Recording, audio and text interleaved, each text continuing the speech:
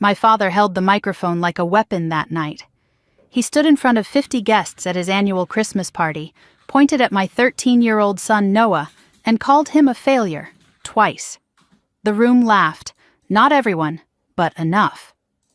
Then he smiled that polished smile of his and announced that the family home and the $350,000 savings fund would go to Ethan, my brother's son, the golden grandchild. Noah sat frozen beside me, his hands gripping his knees so hard his knuckles went white. I watched my son try to disappear into his chair. I watched him shrink the way children shrink when they learn that the people who should love them have decided they are worthless. I did not argue. I did not cry. I stood up, smiled at my father, and said my son was. My parents froze. Their faces went pale as milk. But I should probably explain how we got there. The drive to the party had been quiet. Noah sat in the passenger seat wearing his best sweater, the navy blue one with the cable knit pattern that Grandpa Henry had given him 2 Christmases ago, before he passed. Noah kept tugging at the sleeves like he was trying to stretch them over his hands. "You sure we have to go?" he asked without looking at me. "Just a few hours," I said. "We eat, we smile, we leave. Easy." He nodded but did not look convinced. Noah was 13, old enough to know that nothing involving my family was ever easy, old enough to have learned that lesson the hard way, year after year, gathering after gathering. When we pulled onto my parents' street, I understood why Noah had been dreading this. The Lawson house looked like something out of a holiday catalog. Professional lights draped every surface. A catering van sat in the driveway. Someone was setting up a video camera in the living room window. 50 cars lined the street because Richard and Margaret Lawson never did anything small. "It looks like a movie set," Noah whispered. I squeezed his hand. "We will be fine." Inside, the house smelled like cinnamon and performance. Guests filled every room, relatives and neighbors and my parents' business friends, all holding drinks and laughing at jokes that were not funny. My mother spotted us immediately. She glided over, air kissed my cheek, then looked at Noah. "Oh," she said, "you came, not I am glad you are here, not Merry Christmas, just you came, like our presence was a minor inconvenience she had hoped to avoid." My father appeared next. He shook Noah's hand too hard, the way he always did, asserting dominance even over a child.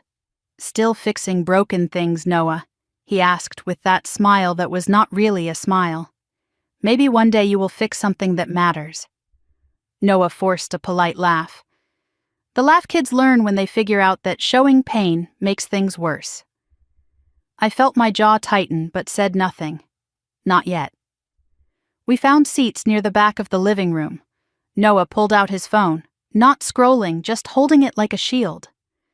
A woman I did not recognize was filming everything on her phone. Not casually, deliberately. Like she was waiting for something to happen. My brother Derek arrived 20 minutes later with his wife Vanessa and their son Ethan. The room shifted. People gravitated toward them like they were celebrities making an entrance. Ethan was 14, wearing a blazer, his hair perfectly styled. My mother rushed over immediately. "There is my golden boy," she said loud enough for everyone to hear. Ethan smiled the smile of someone who had been told he was special every day of his life. Vanessa announced his latest achievement, first place in the state science fair, and my father clapped Ethan on the shoulder. "That is a Lawson," he said, beaming. "That is what success looks like." He glanced across the room at Noah, still holding his phone in the corner, and shook his head slightly. A small gesture, a dismissal. Noah saw it. I saw him see it. He set down his phone and stared at his shoes. My Uncle Franklin caught my eye from across the room. My mother's brother, quiet, always sitting in the back at family events. He looked like he wanted to tell me something, but then my father called his name, and the moment was gone. Before dinner, my father clinked his glass. "Time for a little trip down memory lane," he announced. A projector screen lowered. The lights dimmed. I had a bad feeling. The slideshow began. 15 photos of Ethan, winning trophies, shaking hands with the mayor at some youth leadership event, graduation ceremonies, perfect smiles in perfect lighting. Then 2 photos of Noah. One where he was blurry in the background of a group shot. One mid-sneeze at last year's Thanksgiving. The room laughed at the sneeze photo. "Classic Noah," someone said. Noah's face went carefully blank. That expression children learn when showing pain invites more pain. He stared at his shoes while my father narrated the slideshow like a proud documentarian. "Future CEO right there," he said over a photo of Ethan. "Mark my words." Over Noah's sneeze photo, he paused. "And here is our little," he searched for the word, "handyman." More laughter. I reached for Noah's hand under the table. He did not take it. After dinner, my father stood up with the microphone. He did the whole speech about 40 years of marriage, thanked everyone for coming, made jokes that landed perfectly with the crowd. Then his smile changed. Sharpened. "Now for the real reason we are all here tonight," he said. "I assumed it was about their anniversary." It was not. "Margaret and I have been thinking about the future," he continued, "about legacy. We have decided to make an announcement about our estate." My stomach dropped. No, they would not. "Ethan, come up here, son." Ethan walked to the front of the room, confident, rehearsed. Vanessa beamed. Derek nodded like this had all been arranged. "This house," my father said, "the house where 3 generations of Lawsons have lived, will go to Ethan." Applause. Actual applause, like Inheritance was a talent show and Ethan had just won. My mother took the microphone smoothly. "And the family savings fund," she said with a camera-ready smile. $350,000. That goes to Ethan too, all of it. She paused, then added almost casually, "Noah is not included in any of this." More applause. People cheered. My son sat beside me, completely still. Then my father leaned toward a guest at the front table, microphone still on. "You know how it is," he said, chuckling. "One is the future, and one is," he gestured vaguely toward Noah, "a failure. Laughter. The kind of laughter people do when they are relieved it is not about them." Noah's whole body went still. His hands gripped his knees so hard I thought the fabric might tear. He did not cry. 13-year-old boys who have been hurt enough learn not to cry in public. He just shrank. Like he was trying to fold himself into nothing, like he could disappear and make it easier for everyone. My mother's hands were shaking slightly as she passed the microphone back. For just a second, she looked almost afraid. The room was still laughing when something in me shifted. Not broke. Shifted. I looked at my son, this kid who fixed things, who helped without being asked, who never complained about anything. I looked at my parents, who had just erased him in front of 50 people and called it family planning. I remembered Grandpa Henry's words from before he died. "They will try to erase him," he had told me. "Do not let them." I remembered the lawyer, Mr. Shaw, handing me documents I had barely understood. I remembered the phrase, "Educational Skills Trust," and the beneficiary's name. Noah Lawson. I remembered a clause I had read and tried to forget because it seemed impossible that anyone would ever be cruel enough to trigger it. My father was still basking in the applause. My son was still trying to disappear. I thought about all the times I had swallowed my words to keep the peace. I thought about what peace had cost my son. I stood up. Chairs scraped. Heads turned. My mother's smile flickered like a light bulb about to burn out. "Stephanie," my father frowned. "We are not done here." "Yes," I said. "We are." I walked to the front of the room. Every step felt like the click of a lock opening. My father tried to block me. "Sit down. You are embarrassing yourself." I smiled at him, the first real smile I had felt all night. "No, Dad, I am about to embarrass you." I took the microphone from his hand before he could react. The room went completely silent. 50 phones were recording. Good. "My son Noah is not a failure," I said. My voice was steady. I was surprised by how calm I felt. "My son is kind. My son is hardworking. My son fixes things that other people throw away." I looked at my father. "You just threw him away in front of 50 people." The silence pressed against the walls. The Christmas tree lights hummed. "But here is what you do not know, Dad." I paused. Let the moment stretch.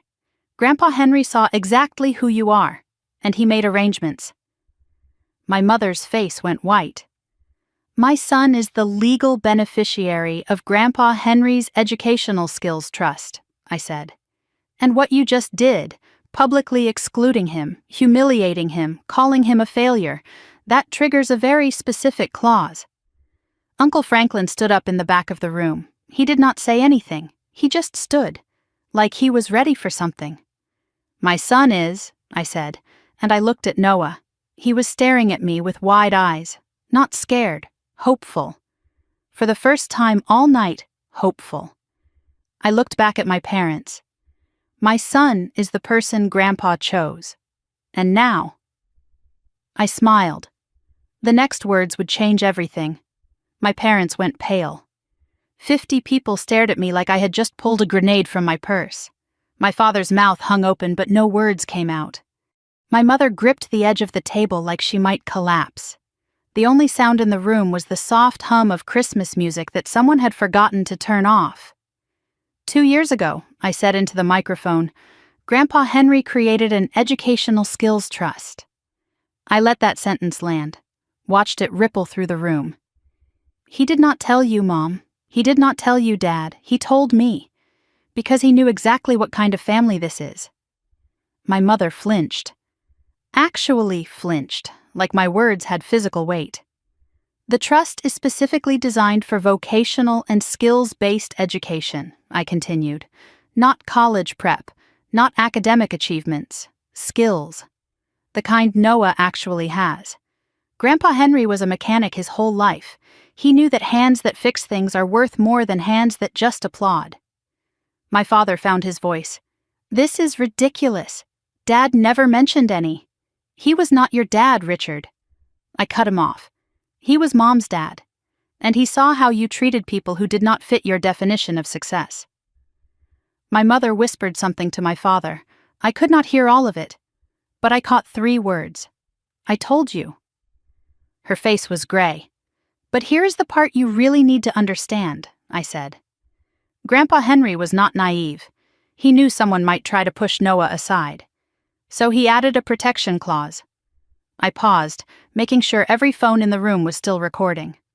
They were, if the beneficiary, that is Noah, is ever publicly excluded from family inheritance due to personal bias or favoritism, if he is ever humiliated or dismissed in a family setting because he does not meet someone's arbitrary standards, then full control of the trust transfers immediately to his legal guardian.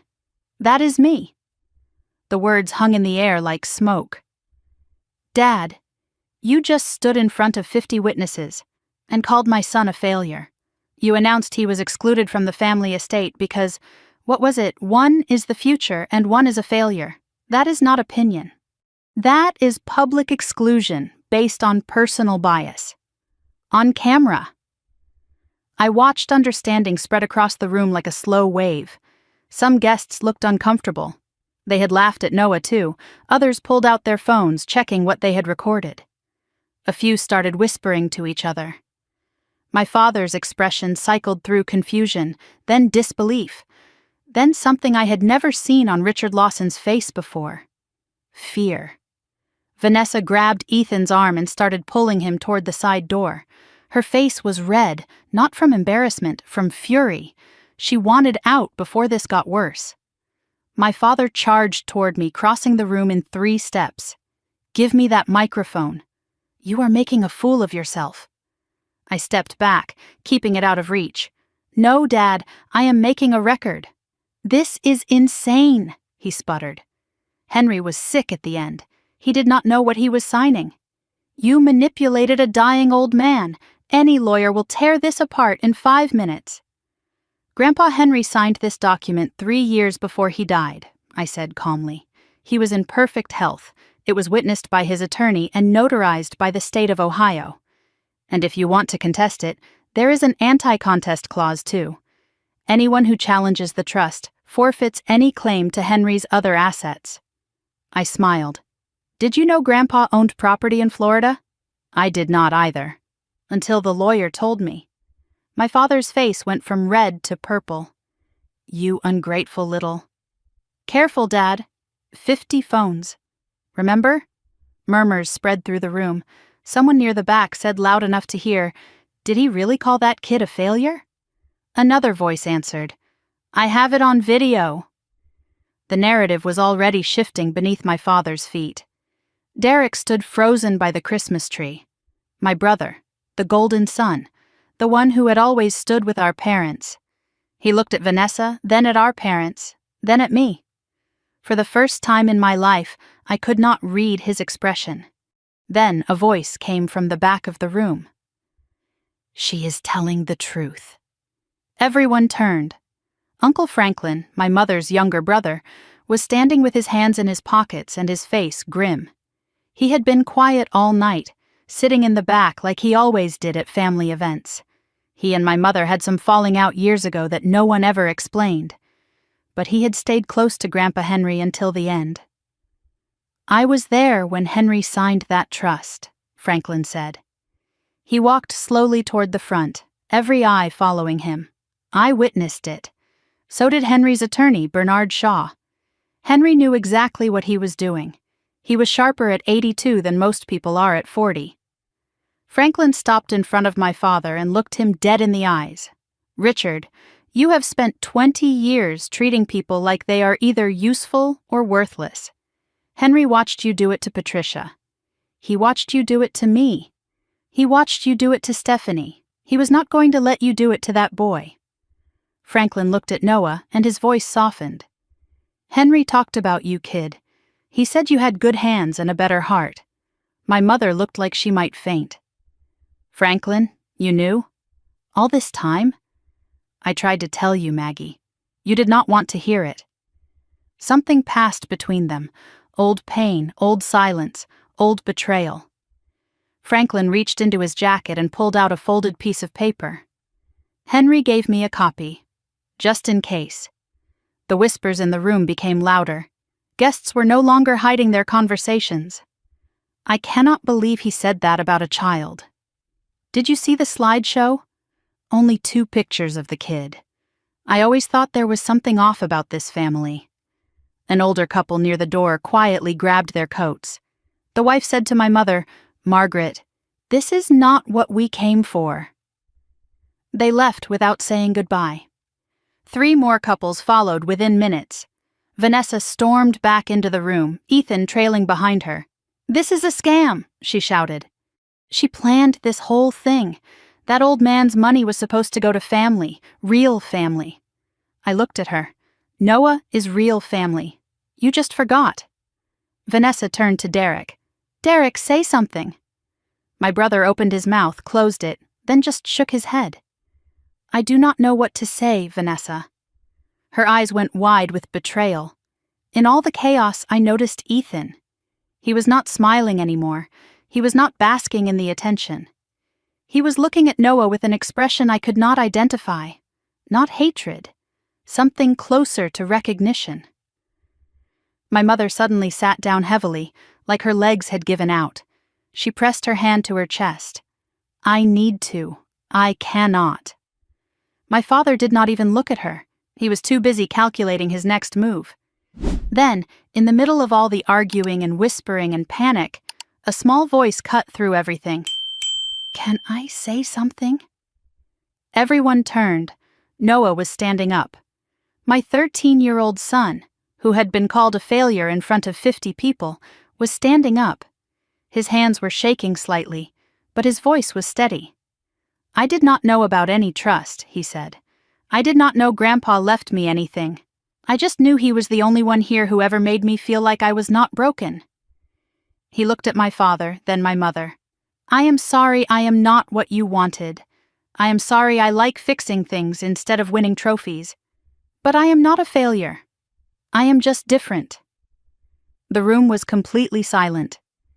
Grandpa Henry used to say that the people who fix things are more important than the people who break them. Noah looked around the room. "I do not know who breaks things in this family, but I know who I want to be." He sat down. No one moved. For 3 full seconds, the only sound was the Christmas music still playing softly in the background. Then someone in the back started clapping. Slowly. Just one person, then another, not everyone. But enough. I set the microphone down on the nearest table. We are leaving now. I held my hand out to Noah. This time he took it. As we reached the door, my father's voice followed us. This is not over, Stephanie. I turned back one last time. No, Dad, it is just beginning. We stepped into the cold December air. The Christmas lights on the house looked different now, less festive, more like warning signs of what lay inside. Noah was quiet beside me, processing everything that had just happened. In the car, I started the engine and let it warm up.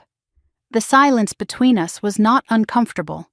It was the kind of silence that happens when too much has been said, and you need time to let it settle. Mom, Noah finally spoke. Did Grandpa really do that? For me? I looked at my son. This kid who had spent years believing he was not enough. This kid who had just stood up in front of 50 people and spoken his truth. Yeah, baby. He really did. Noah nodded slowly. Then he said, almost to himself, he believed in me. He always did. We sat there for another minute, watching the lights from my parents' house twinkle in the darkness. Inside, I knew chaos was still unfolding. Accusations, arguments, blame being thrown in every direction. But out here, in the quiet of the car, we were safe. My phone buzzed. Then again. I glanced at the screen. Texts from numbers I did not recognize. One from my mother. How could you do this to us? One from Derek. We need to talk. And one from a number I did recognize. Mr. Bernard Shaw, Grandpa Henry's attorney. Stephanie. They are going to fight this. Call me tomorrow. There is something else you need to know.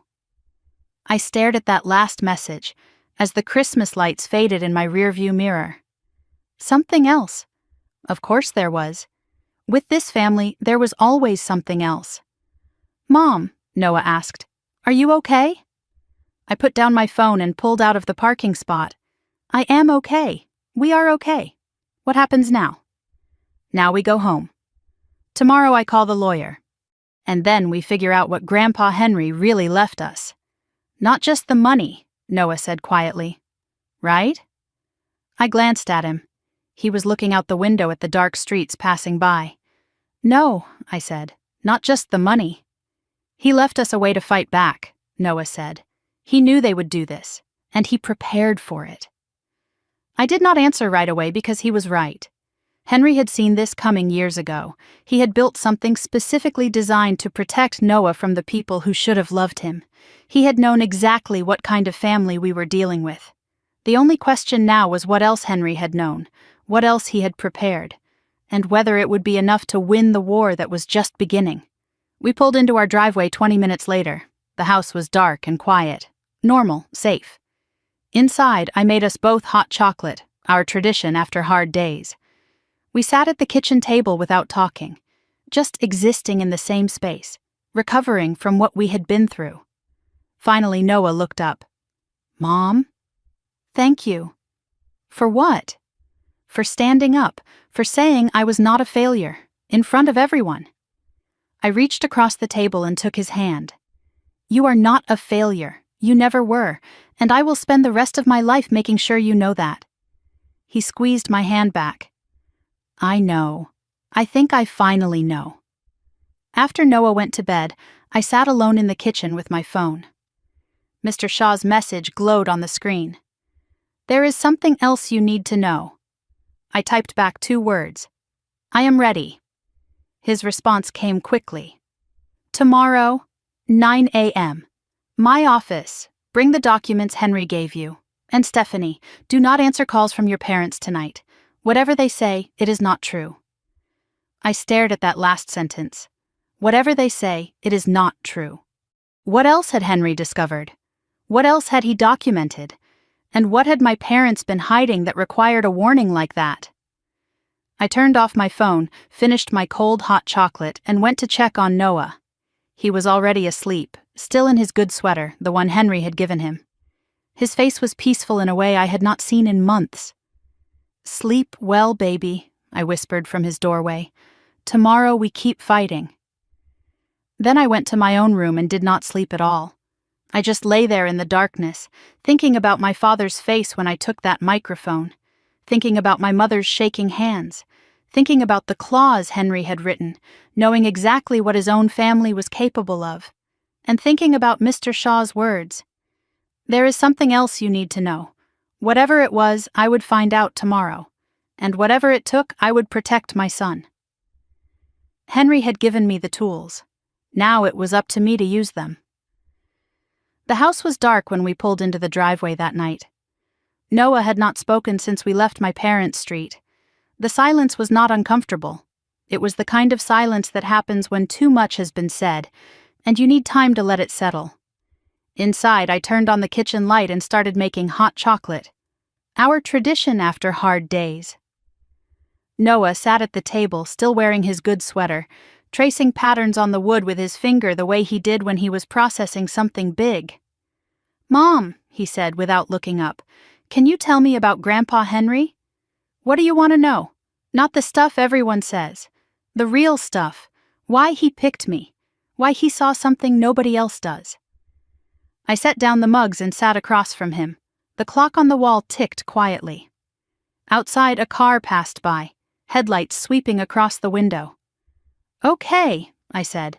"Let me tell you about the man who saved your future before you even knew it needed saving." I took a breath and went back to the beginning. Henry Mitchell spent 43 years as a mechanic in Columbus. He started at 16, apprenticing at a shop his uncle owned on the east side of town. By 30, he had his own garage. By 50, he had 3 locations. He was not rich in the way my father measured wealth, but he was comfortable. More importantly, he was respected by people who actually knew him. Grandpa Henry had a philosophy. He used to say a man who can fix things will never go hungry.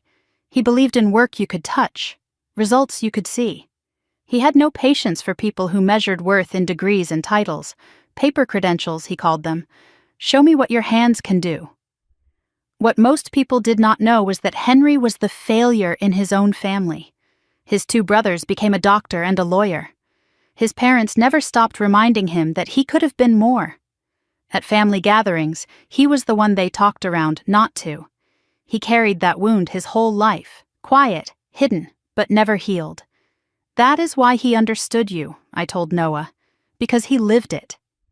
Noah looked up. He was the failure too? To them, not to himself. He built a life they said he could not have. He just never forgot how it felt to be dismissed.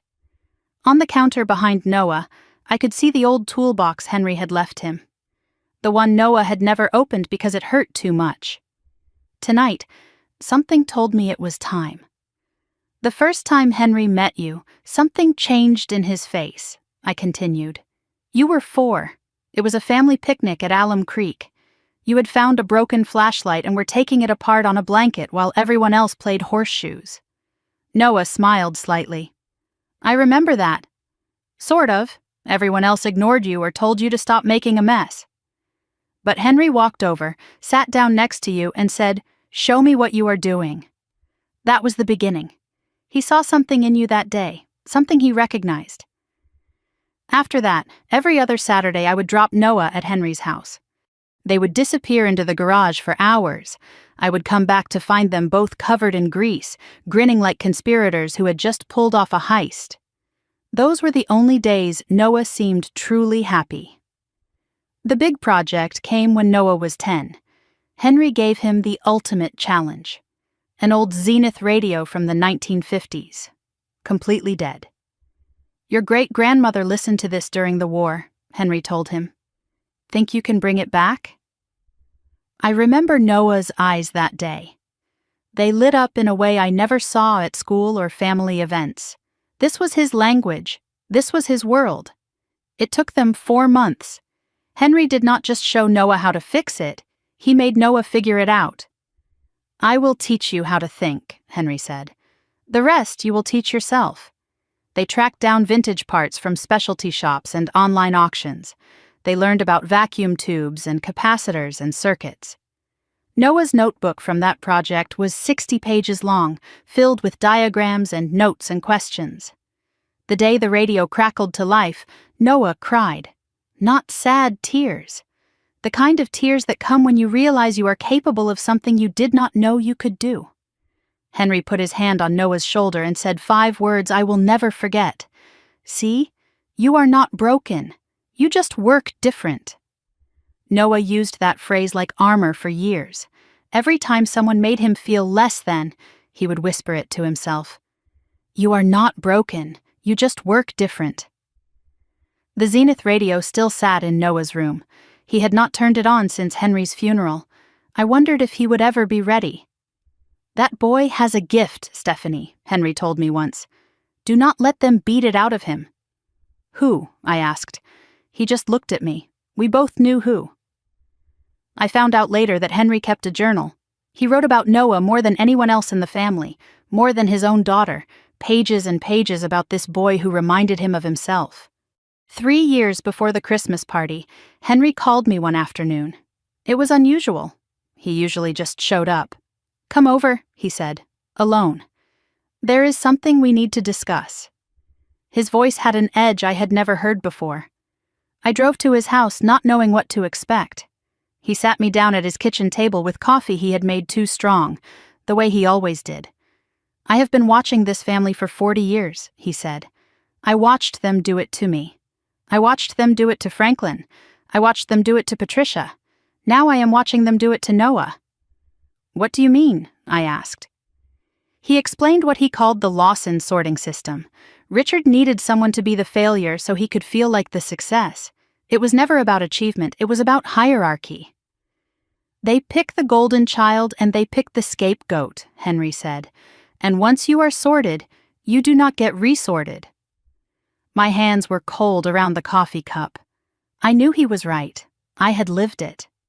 They are going to try to erase Noah from this family's future, Henry continued. Not kill him, nothing dramatic, just make him invisible. They will leave everything to Ethan and call it sensible. And Noah will spend his whole life wondering why he was not good enough. What can I do? I asked. Henry leaned forward. I am going to do something about it. I am meeting with a lawyer next week. A good one. Old friend of mine. I am setting up something they cannot touch. He slid a business card across the table. Bernard Shaw, attorney at law. But Stephanie, Henry said, his eyes intense, you have to promise me. When the time comes, do not back down. These people respect power, nothing else. So you are going to have to show them some. I still had that card in my wallet 3 years later. Slightly worn, but still readable. Over the next 6 months, Henry worked with Mr. Shaw. He created the Educational Skills Trust, specifically designed for vocational and trades education. The trust would cover apprenticeships, technical schools, certification programs, equipment. Not a dollar could be used for traditional 4-year college unless Noah specifically chose that path. Henry funded it by selling his Florida property, a small beach cottage he had bought decades ago. He liquidated investments he had kept hidden from even my mother. By the time he was done, the trust held $180,000. More than enough to give that boy a real start, Henry told me. But Henry was not naive. He knew the family would try to intervene, so he added the protection clause I had quoted at the Christmas party. Public exclusion based on bias would trigger full guardian control. Any contest would result in forfeiture of other benefits. They will try to convince Noah he does not deserve it, Henry said. This makes sure they cannot take it even if they convince him. Uncle Franklin witnessed the signing. So did Mr. Shaw's paralegal and a notary. Henry had everything documented, filmed, and stored in 3 separate locations. I know how Richard operates, Henry said. He will claim I was senile. This proves I was not. His final instructions were clear. Do not tell Margaret. She will tell Richard. Do not tell Noah yet. He is too young to carry this.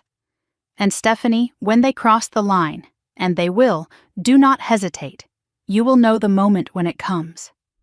He mentioned another document that day. something separate from the trust. Insurance, he called it. I did not know what he meant then.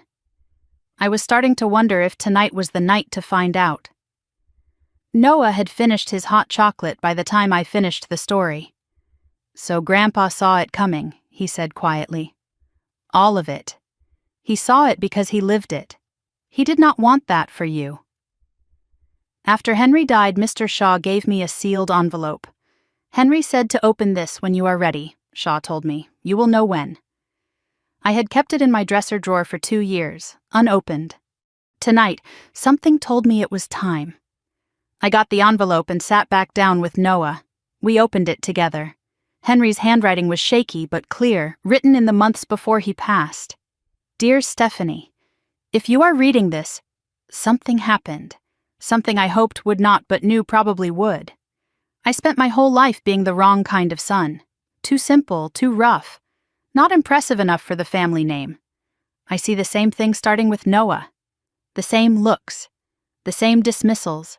The same quiet cruelty. I could not protect myself, but I can protect him. Use the trust.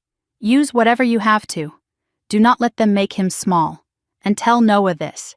The people who fix things are the ones who keep the world running. The rest just take credit." Noah's eyes were wet when I finished reading, but he did not cry. "He really believed in me," he whispered. "He really did, baby. He really did." At the bottom of the letter, there was a postscript I had missed at first. "There is another envelope, marked open when they cross the line. You will know."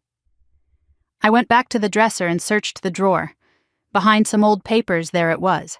Another envelope, yellowed with age. Written on the front in Henry's handwriting, "Open when they cross the line." My hands shook slightly as I held it. The envelope was thick, more than just a letter. I could feel something hard inside, like a small object. A key, maybe, or a flash drive. I could not tell without opening it. Noah looked at me.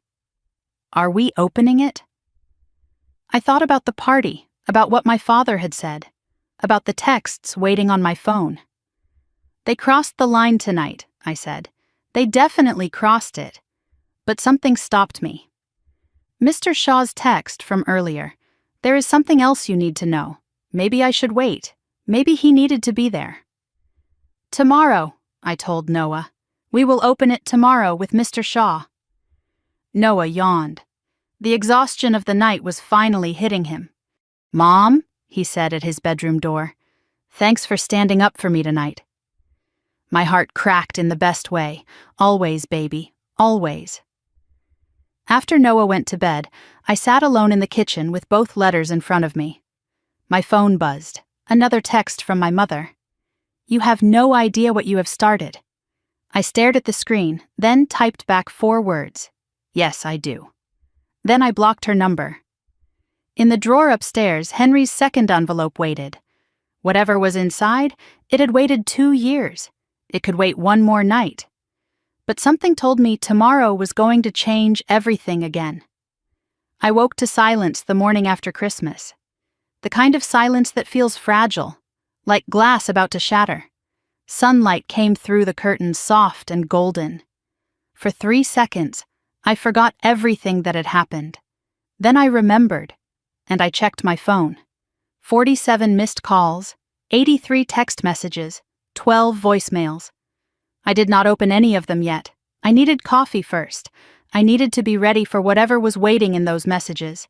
Whatever accusations, whatever threats, whatever desperate attempts to undo what I had done. I checked on Noah first. His door was still closed. No sound from inside. Good. Let him sleep. Let him have a few more hours of peace before the world came crashing back. In the kitchen, I made coffee on autopilot, staring out the window at the snow that had fallen overnight. Everything looked clean, white, peaceful, the opposite of what was waiting on my phone. Through the kitchen window, I noticed tire tracks in the fresh snow. Someone had driven up our street and stopped in front of the house. Recently. The tracks were still sharp, not yet softened by wind or new snow. I filed that away and started reading. The messages from my mother came first. 11:42 p.m. How could you humiliate us like this? 12:15 a.m. Your father has not slept. He is devastated. 1:30 a.m. Call me. We can still fix this. 3 a.m. You have destroyed this family. I hope you are happy. The progression told a story: anger to bargaining to guilt to blame. The classic Margaret Lawson playbook, refined over decades of practice. My father had sent only one text at 2 a.m. You think you have won something. You have not. This is far from over. No calls from him, just that one message. Somehow that was worse. Richard Lawson did not waste words. When he spoke, he meant it. Derek's messages were different. Stephanie, what the hell was that? Then Vanessa is furious. Ethan is confused. Then we need to talk. Not about the money. About what happens next. His tone was less attacking, more calculating. Derek had always been the strategist in the family, the one who figured out which way the wind was blowing and positioned himself accordingly. Vanessa had left a voicemail. I played it on low volume. You vindictive, jealous, pathetic excuse for a sister-in-law. I deleted it at the 15-second mark. I had heard enough, but I saved it to my cloud storage first. Evidence. I was learning to think like that now. Then I noticed a text from an unknown number, sent at 4 a.m. They are talking about lawyers. Be careful. No signature. No follow-up. Who was warning me? Someone inside the family circle, clearly. But who? I put in my earbuds and started on the voicemails. My mother's voice was thick, like she had been crying. Stephanie, honey, I know you are angry, but this is not the way. Your father just wanted what is best for the family. You know how he is. He did not mean to hurt Noah. Please, let us talk before you do anything you cannot take back. The classic pattern. Minimize, excuse, redirect blame. As if calling a child a failure in front of 50 people was just a minor misunderstanding. My father's voicemail was different. His voice was controlled, cold. Stephanie. I have consulted with my attorney this morning. Whatever document you think you have, it will not hold up. Henry was not in his right mind at the end. Everyone knew that.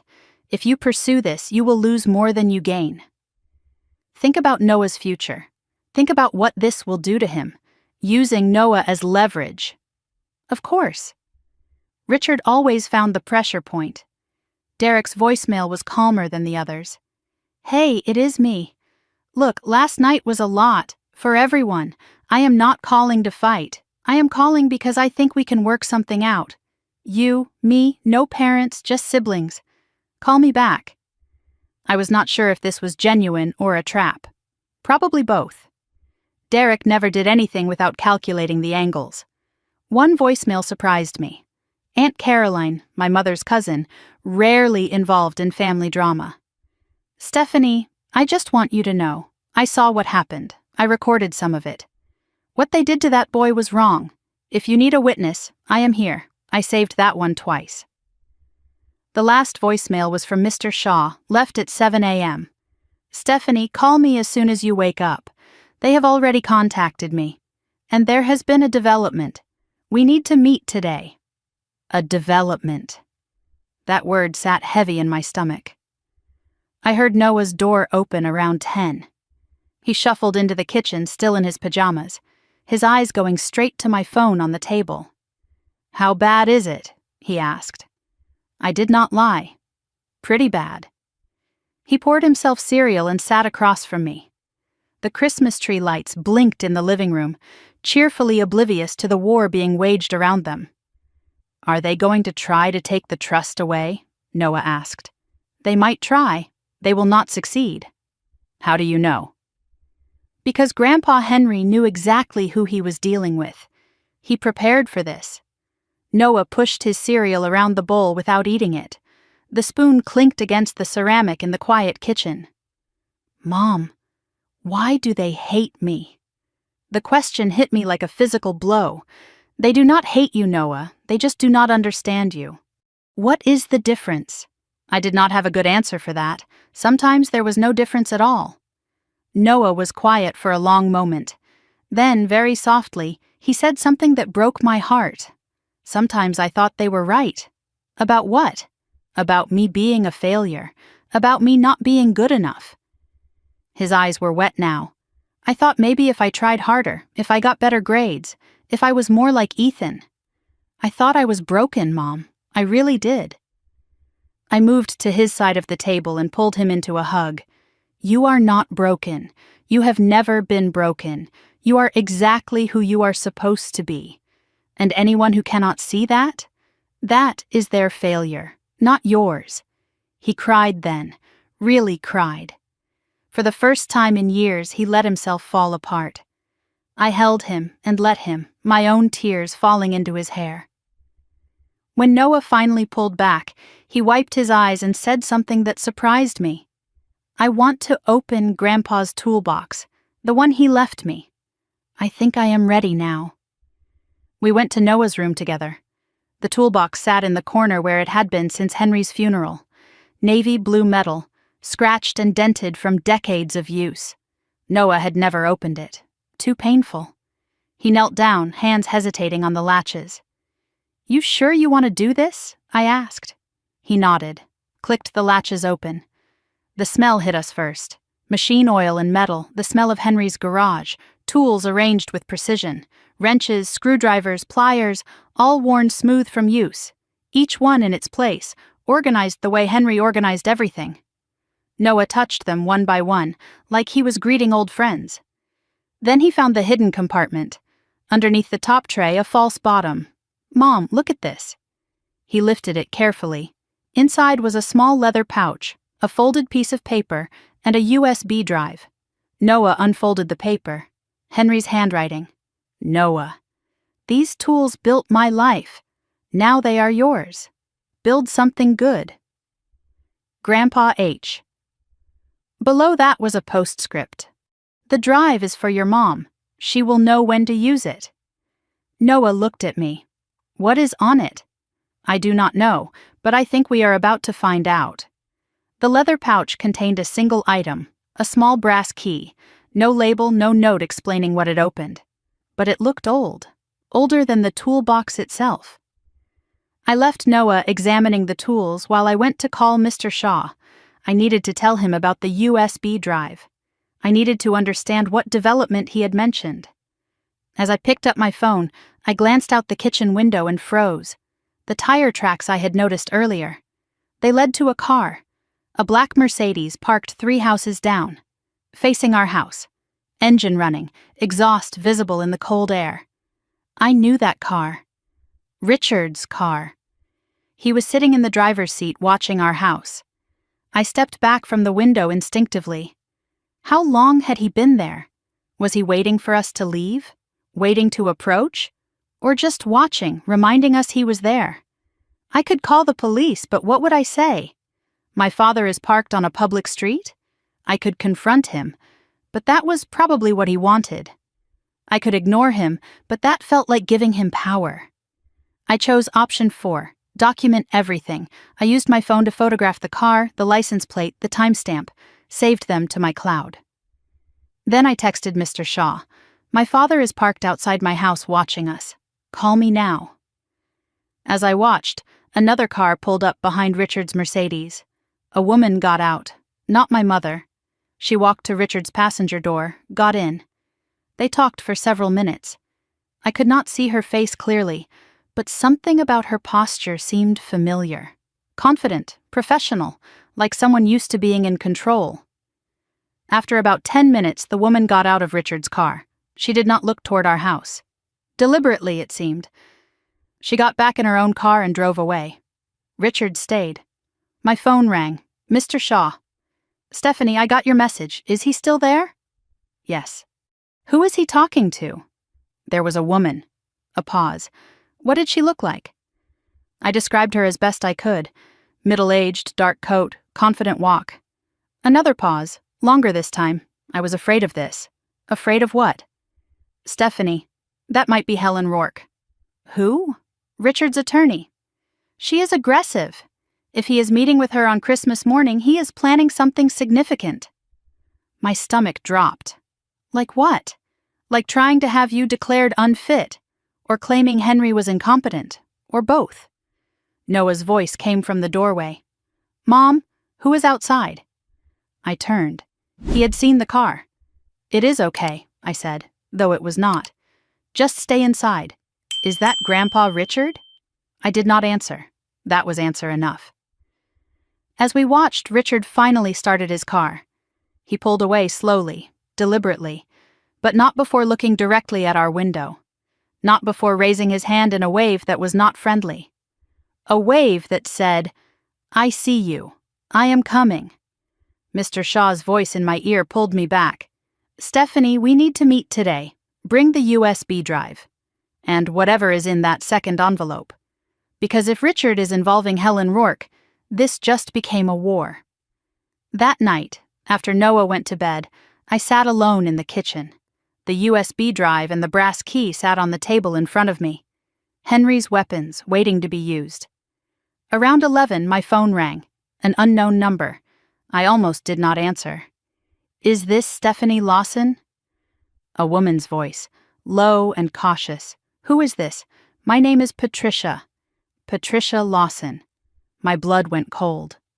Richard's sister. The one who had disappeared from the family 20 years ago. The one no one ever talked about. I heard about what happened at Christmas. I heard Richard is coming after you. How did you know? I have my sources. Listen to me carefully, Stephanie. You need to know what Richard did to me. Because he is about to do the same thing to you. What do you mean? Richard does not just fight. He destroys. He will go after your job. Your reputation. Your mental health.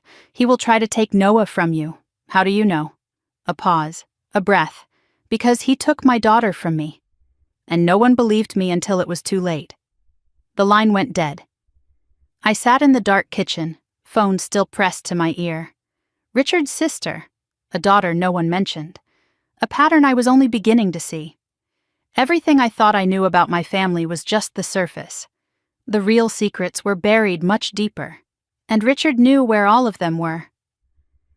I drove to Mr. Shaw's office the same afternoon with the USB drive in my pocket and 1,000 questions in my head. Noah stayed with Mrs. Chen, our neighbor 3 doors down, a retired teacher who asked no questions and made excellent grilled cheese sandwiches. I told him I would be back in a few hours. I did not tell him I was preparing for war. Shaw's office was in a modest building downtown. Old brick, no flash. The kind of place that said competence over performance. Henry would have liked it. That was probably why he chose Shaw in the first place. Bernard Shaw was older than I expected. Late 60s, silver hair, steady hands that looked like they had signed 1,000 important documents. His office smelled like coffee and old paper. Photos lined the walls, and one of them stopped me cold. Shaw with Henry, both of them grinning on a fishing boat somewhere, holding up their catches like proud boys. They were friends, I realized, not just attorney and client. Shaw did not waste time on pleasantries. Richard contacted me this morning, he said. Twice. He demanded I turn over all documents related to Henry's trust. I told him to file a formal request through proper channels. He did not like that. I placed the USB drive on his desk. Noah found this in Henry's toolbox. There was a note. It is for me. Shaw's eyes flickered with something. Recognition, maybe, or anticipation. Henry mentioned this, he said. I did not know where he had hidden it. What is on it? Let us find out together. Shaw paused before reaching for the drive. Stephanie, before we look at this, I need to warn you. What is on here might change how you see your family. Henry told me it would. I nodded. I was ready, or at least I thought I was. Shaw plugged the drive into his computer. 3 files appeared on the screen, labeled simply Recording 1, Recording 2, Recording 3. Dated from 3 years ago, around the time Henry created the trust. Recording 1 was audio only, slightly muffled. Recorded secretly. Henry's voice came through first, calm and steady. Richard, I am asking you to treat Noah fairly. That is all. Then my father's voice, dismissive. Henry, the boy is slow. Everyone can see it. He is not slow. He is different. Different is just a nice word for failure. I will not pretend otherwise. And if I leave him something in my will? Richard laughed, actually laughed. Waste your money if you want. It will not change what he is. The recording ended. My hands were shaking. Recording 2 was a conversation between my parents, apparently recorded without their knowledge. Richard's voice. Your father is going senile, talking about leaving money to Noah. Margaret's voice, hesitant. Maybe we should let him. Richard, sharp. No, that money should go to the family, to Ethan, to someone who will actually make something of it. But Noah is family too. Noah is Stephanie's mistake, not our legacy. My stomach turned. Mistake. He called my son a mistake. Recording 3 was clearer. Henry must have upgraded his recording method. Richard again. Henry, I am warning you. If you cut Ethan out of your will for that disappointment, I will contest everything. Henry's voice. Steady. You can try. I will have you declared incompetent. I have connections. Richard, I have been dealing with men like you my whole life. You are not as powerful as you think. We will see about that. The recording ended with a door slamming. Shaw looked at me. These recordings are admissible in Ohio, Stephanie. Henry recorded them legally. They prove Richard's intent to exclude Noah was not about merit. It was about prejudice. And they prove Richard threatened to fabricate incompetency claims. If he tries that now, we have evidence he planned it years ago. I sat back in my chair. Henry had not just protected Noah, he had built a fortress. Shaw scrolled down on the screen. There is a 4th file. It is password protected. He tried a few combinations. Nothing worked. Henry must have wanted you to figure this one out yourself, Shaw said. I filed that away for later. Right now, we had enough. Shaw outlined what Richard might try next. He will claim Henry was mentally unfit. We counter with the recordings and the witnesses. He will claim you unduly influenced Henry. We counter with the fact that I drafted the trust, not you. He will try to drag this out, make it expensive, hope you give up. I will not give up. Shaw smiled slightly. Henry said you would say that. He explained the Helen Rourke problem. If she is involved, we have a fight ahead. She is aggressive, expensive, and does not care about ethics. But she is also sloppy when she thinks she is winning. She will overreach. When she does, we will be ready. He handed me a small recording device. Document everything, every call, every text, every visit. Do not meet with Richard alone. If he shows up, record the conversation. Ohio is a one-party consent state. You can record without telling him. I told Shaw about the second envelope Henry had left, the one marked open when they crossed the line. Shaw nodded slowly. I know about that one. But I do not know what is inside. Henry was specific. Only you could open it. Only when the time was right. Is now the right time? After what they did at Christmas? I would say so. But that is your call. Shaw walked me to the door. Stephanie, one more thing. Henry talked about you often. He was proud of you. He said you were the only one in that family who still had a soul. I did not know what to say to that. I just nodded and left. As I reached my car, my phone buzzed. A text from Mrs. Chen. Your parents just pulled into your driveway. Noah is safe with me. What do you want me to do? My heart stopped. Do not let her take him anywhere. I am on my way. She is being very insistent. Mrs. Chen, do not let Noah leave with her. I will be there in 30 minutes. I drove faster than I should have. My mind was spinning. What did they want? What would they try? I had Shaw's recording device in my pocket. Good. I clicked it on before I even turned onto my street. Richard's Mercedes was in my driveway, blocking me out. He was standing on my porch, arms crossed. Margaret beside him, clutching her purse like a shield. They had been waiting. They had planned this. I got out of my car and did not rush. You are blocking my driveway. We need to talk. Richard's voice was controlled, too controlled.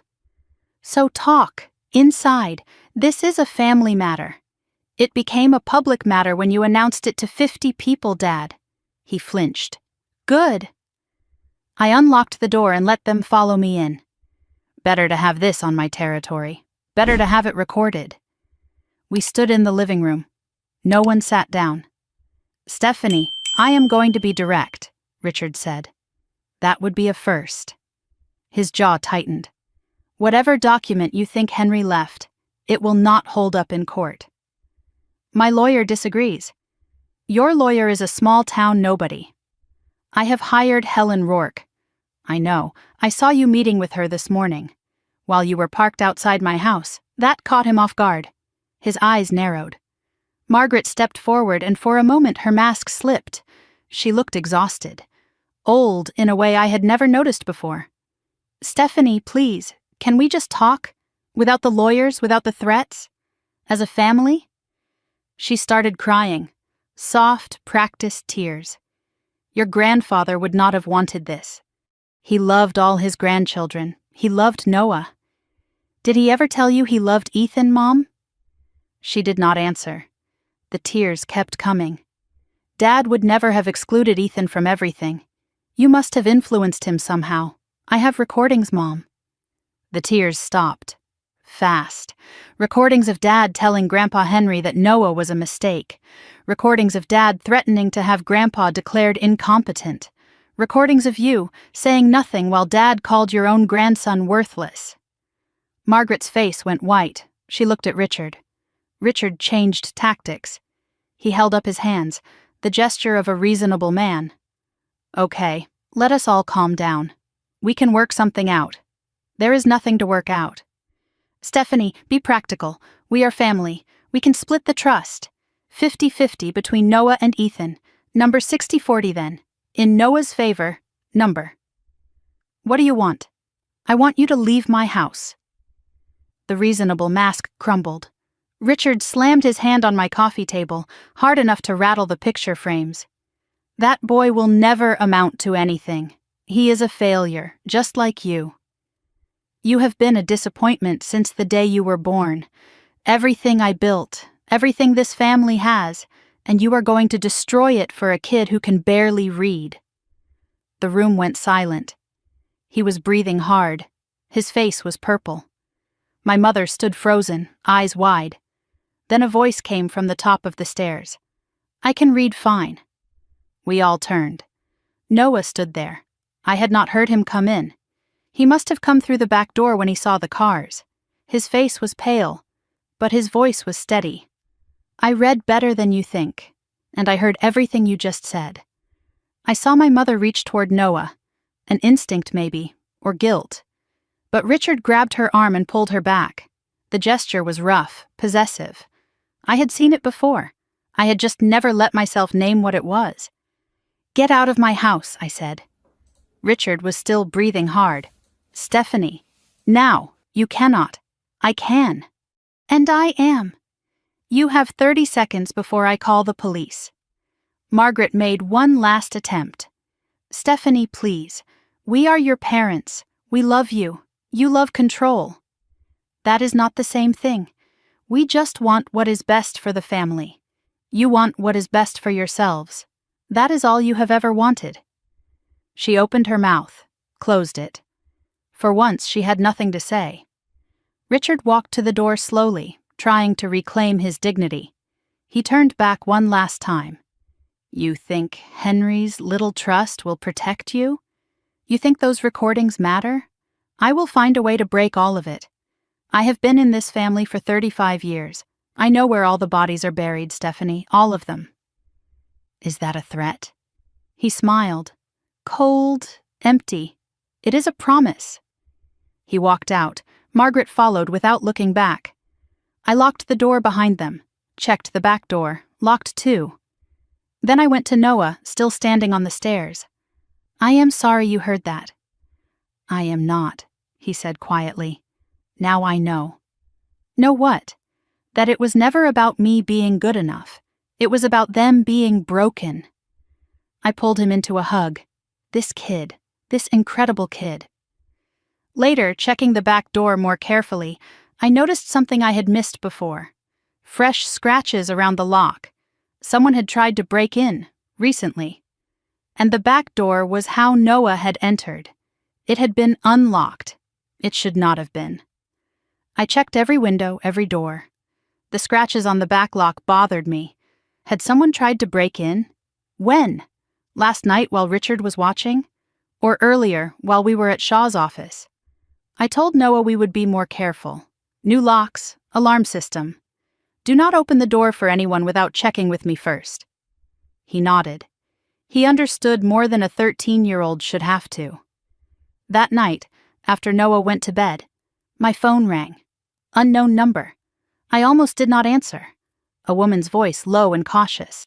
Is this Stephanie Lawson? Who is this? My name is Patricia Lawson. I heard about what happened at Christmas. I heard Richard is coming after you. How did you know? I have my sources. Listen to me carefully, Stephanie. You need to know what Richard did to me. Because he is about to do the same thing to you. What do you mean? Richard does not just fight. He destroys. He will go after your job, your reputation, your mental health. He will try to take Noah from you. How do you know? A pause. A breath. Because he took my daughter from me. And no one believed me until it was too late. The line went dead. I sat in the dark kitchen, phone still pressed to my ear, thinking about a man who had spent 30 years destroying people who stood in his way. He had made Sandra disappear. He had taken Patricia's daughter. He had silenced anyone who threatened his image. Now it was my turn. But Richard had made one mistake. He thought I was like the others, alone, unsupported, easy to break. He was wrong. Henry had spent years building me an arsenal. And tomorrow, I was going to start using it. I called Patricia back at 7 the next morning. She answered on the first ring, like she had been waiting by the phone all night. Can we meet? I asked. In person. I was hoping you would ask. There are things I cannot say over the phone. We agreed on a diner 30 miles outside Columbus. Neutral territory, away from family eyes. The kind of place where nobody would recognize us, and nobody would care. I arranged for Noah to stay with Mrs. Chen again. He did not argue this time. He just asked me to be careful. When did my 13-year-old start telling me to be careful? When did he have to? The drive felt longer than 30 miles. I kept checking my rearview mirror, looking for Richard's Mercedes, looking for anyone who might be following. His surveillance had made me paranoid, or maybe paranoid was just the smart way to be now. The diner was a small place, mostly empty at 9 in the morning. I spotted Patricia immediately. She was tucked into a corner booth facing the door, hands wrapped around a coffee cup like it was keeping her anchored. She looked like Richard, but softer, worn by years of something heavy. Mid-50s, gray streaking her hair. She did not look broken or fragile. She looked like a survivor, steel wrapped in ordinary, but she was not alone. Sitting across from her was a man I recognized from the photos in Mr. Shaw's office, Bernard Shaw himself. They had been waiting together. Mr. Shaw? What are you doing here? Sit down, Stephanie. Patricia and I have known each other for a long time. Henry introduced us, Patricia said quietly. 22 years ago, when I needed help. I sat down. My world kept expanding into dark corners I never knew existed. Patricia started from the beginning. She was the youngest Lawson sibling, 5 years younger than Richard. She had married young, to a man named Thomas, a construction worker. Richard disapproved. Thomas was not good enough for the Lawson name. Richard spent 3 years trying to destroy my marriage, Patricia said. He finally succeeded. How? He started with whispers, telling family Thomas was unreliable, lazy, not worthy. Then he moved to finances, convinced our father to cut me out of family business opportunities. When that did not break us, he got creative. Patricia's voice dropped. He hired a private investigator, manufactured evidence that Thomas was having an affair. Was he? No. But by the time we proved the photos were staged, my marriage was already over. Thomas could not handle the suspicion, the shame. He left. I sat there absorbing this. My father had destroyed his own sister's marriage with fabricated evidence, and no one had stopped him. We had a daughter, Patricia continued. Emily. She was 7 when Thomas left. Richard convinced my parents that I was unstable. That Emily would be better off with him and Margaret during my difficult time. It was supposed to be temporary. A few months while I got back on my feet. What happened? It became permanent. They used my depression Richard caused, as evidence I was unfit. By the time I could fight back, Emily did not want to know me anymore. Richard had made sure of that. Shaw reached into his briefcase and pulled out a file. This is why Henry asked me to bring Patricia into this, he said. She is not just a witness to Richard's character. She is evidence of a pattern that is legally relevant. Patricia leaned forward. This is what he does, Stephanie. He finds your weakness and he exploits it. He isolated me. He will try to isolate you. And if he cannot get to you, he will go through Noah. The coffee in my stomach turned to acid. Shaw took over the conversation. Stephanie, there is more to Henry's trust than you know. What do you mean? You showed me the documents. I showed you the primary trust. There is also a secondary provision. He opened the file. Pages and pages of legal language. You know about the $180,000 in the Educational Skills Trust. But Henry also owned property. The Florida cottage I mentioned. That property is now worth approximately $270,000. Combined with the trust, Noah's total inheritance is closer to $450,000. I could not breathe. $450,000. Henry did not want Richard to know the full amount, Shaw explained. He knew Richard would fight harder if he knew what was really at stake. The Florida property is held in a separate LLC. Technically, it is not part of Henry's estate. It is a business asset that transfers directly to the trust upon certain conditions. Conditions like the ones Richard triggered at Christmas. Exactly. His announcement accelerated everything. There is also an anti-contest provision, Shaw continued. If anyone challenges the trust and loses, they forfeit any claim to other Henry-related assets. Richard does not know about the Florida property yet. If he contests the trust and loses, he loses any chance at that money too. And if he finds out before he contests, he might fight even harder, or he might realize he cannot win and back off. Which do you think he will do? Shaw and Patricia exchanged a look. Richard never backs off, Patricia said. It is not in his nature. Shaw's expression was grim.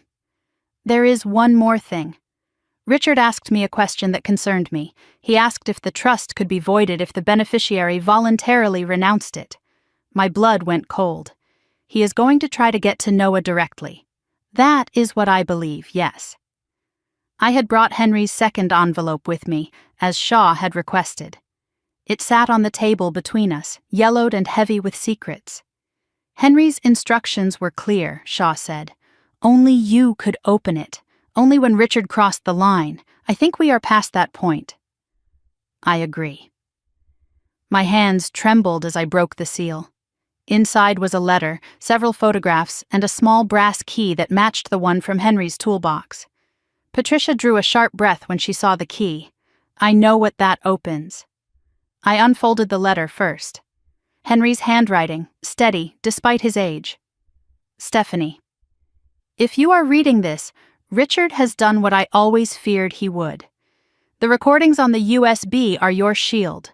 What is in this envelope is your sword. The key opens a safety deposit box at First National Bank of Columbus. Box 1247. Inside, you will find documents that Richard has spent 30 years trying to destroy. Documents that prove he is not the man this family thinks he is. Use them only if you have to. But if you have to, do not hesitate. I spread the photographs on the table. Old photos, faded with time. One showed Richard with a woman I did not recognize. Not Margaret. Another showed paperwork with Richard's signature. A third showed a building I had never seen. Industrial, abandoned looking. What are these? Patricia picked up the photo of the woman. Her face went pale. That is Sandra, Richard's first wife. Richard was married before Mom? For 3 years. No one talks about it. That is the point. What happened to her? Patricia set the photo down carefully. Officially? She left him, disappeared. And unofficially? Patricia looked at Shaw. Shaw looked at me. That is what is in the safety deposit box, Stephanie. The truth about what really happened. The third photograph, the industrial building, had writing on the back. An address. And below it, in Henry's handwriting, this is where he buried the evidence. The real evidence. My phone buzzed. Mrs. Chen. Stephanie, I am sorry to bother you, but there is a woman here. She says she is Noah's grandmother. She wants to take him to lunch. My heart stopped. Do not let her take him anywhere. I am on my way. She is being very insistent. Mrs. Chen, do not let Noah leave with her. I will be there in 30 minutes. I stood up so fast my chair fell over. Margaret is at my neighbor's house. She is trying to take Noah. Patricia grabbed my arm. This is what I warned you about. They will try to get him alone. They will try to convince him to give up the trust. Or worse, convince him you are the problem. Shaw was already packing up. Go, I will call ahead to the bank. Have them ready for you to access the safety deposit box. Take Patricia with you if you need a witness. And Stephanie, whatever is in that box, be prepared. Henry said it would change everything. That is not always a good thing. In the parking lot, Patricia caught up with me. Let me come with you. I know how Margaret operates. You would do that? Richard took my daughter. I will not let him take your son. We got in my car together. 2 women Richard had tried to destroy, racing to protect the next generation. As I pulled onto the highway, Patricia's phone buzzed. She looked at it and went pale. It is Derek. He is texting me. I glanced over. The message read, I know you are talking to Stephanie. Dad knows too. You are making a mistake. How did they know? I broke every speed limit getting home. Mrs. Chen's house was 3 doors down from mine. Margaret's car was still in the driveway. She was still there. I did not knock. Mrs. Chen had given me a key for emergencies. The scene in the living room stopped me cold. Margaret sat across from Noah, holding his hands. Noah's face was stiff, uncomfortable, but he was listening. Mrs. Chen hovered nearby, clearly distressed. And your grandfather just wants what is best for you, Noah, Margaret was saying. We all do. Sometimes families have disagreements, but that does not mean. That is enough, Mom. She turned. Her face flickered with surprise. Then that smooth mask slid back into place. Stephanie, I know exactly what you were doing. Noah stood up immediately and moved to my side. She was telling me I should think about giving up the trust, he said, that it was tearing the family apart. She said Grandpa Henry was confused when he wrote it, that he did not really mean it. His voice was steady, but I could see his hands shaking. She is wrong. Right, Mom? She is wrong, baby. About all of it. Margaret made one last attempt. Stephanie, please, I am not the enemy here. Then stop acting like one. I am trying to save this family. No, Mom. You are trying to save Dad's pride. That is not the same thing. Patricia stepped through the door behind me. Margaret saw her and went white as a sheet. Patricia, what are you? Hello, Margaret. It has been 20 years. We should talk. Margaret backed toward the door, suddenly looking less like a manipulator and more like a trapped animal. You do not know what you are doing, she whispered. You do not know what he will do if you keep pushing. What who will do, Mom? She did not answer. She just ran. We watched her car peel out of the driveway. Mrs. Chen apologized profusely. She seemed so sincere, I thought. It is not your fault. She has had decades of practice. I updated the list of approved contacts again. Noah would come to my workplace from now on. No one else. Patricia stayed for dinner. Noah studied her cautiously. Why have I not met you before?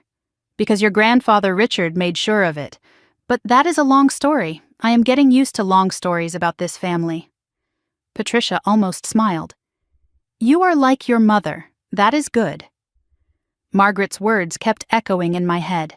You do not know what he will do. What did that mean? What was Richard capable of? I thought about Sandra, the first wife who disappeared. I thought about the safety deposit box, waiting with its secrets. I thought about the address on the back of that photograph. Later, after Patricia left and it was just the two of us, Noah asked a question. "Mom, what is in the safety deposit box?" "I do not know yet. I am going tomorrow to find out. Is it bad?" I looked at my son, this kid who had been through so much already. I think it might be, but sometimes you need bad to fight worse. That night, around midnight, my phone buzzed. A text from an unknown number. "Mrs. Lawson, my name is Sandra Keeling. I believe you have been looking for information about your father. We should meet. I have answers you need. And warnings you need more." I stared at the screen. Sandra. Richard's first wife, the one who disappeared 20 years ago. She was not dead. She was alive. And she was reaching out. I typed back 2 words.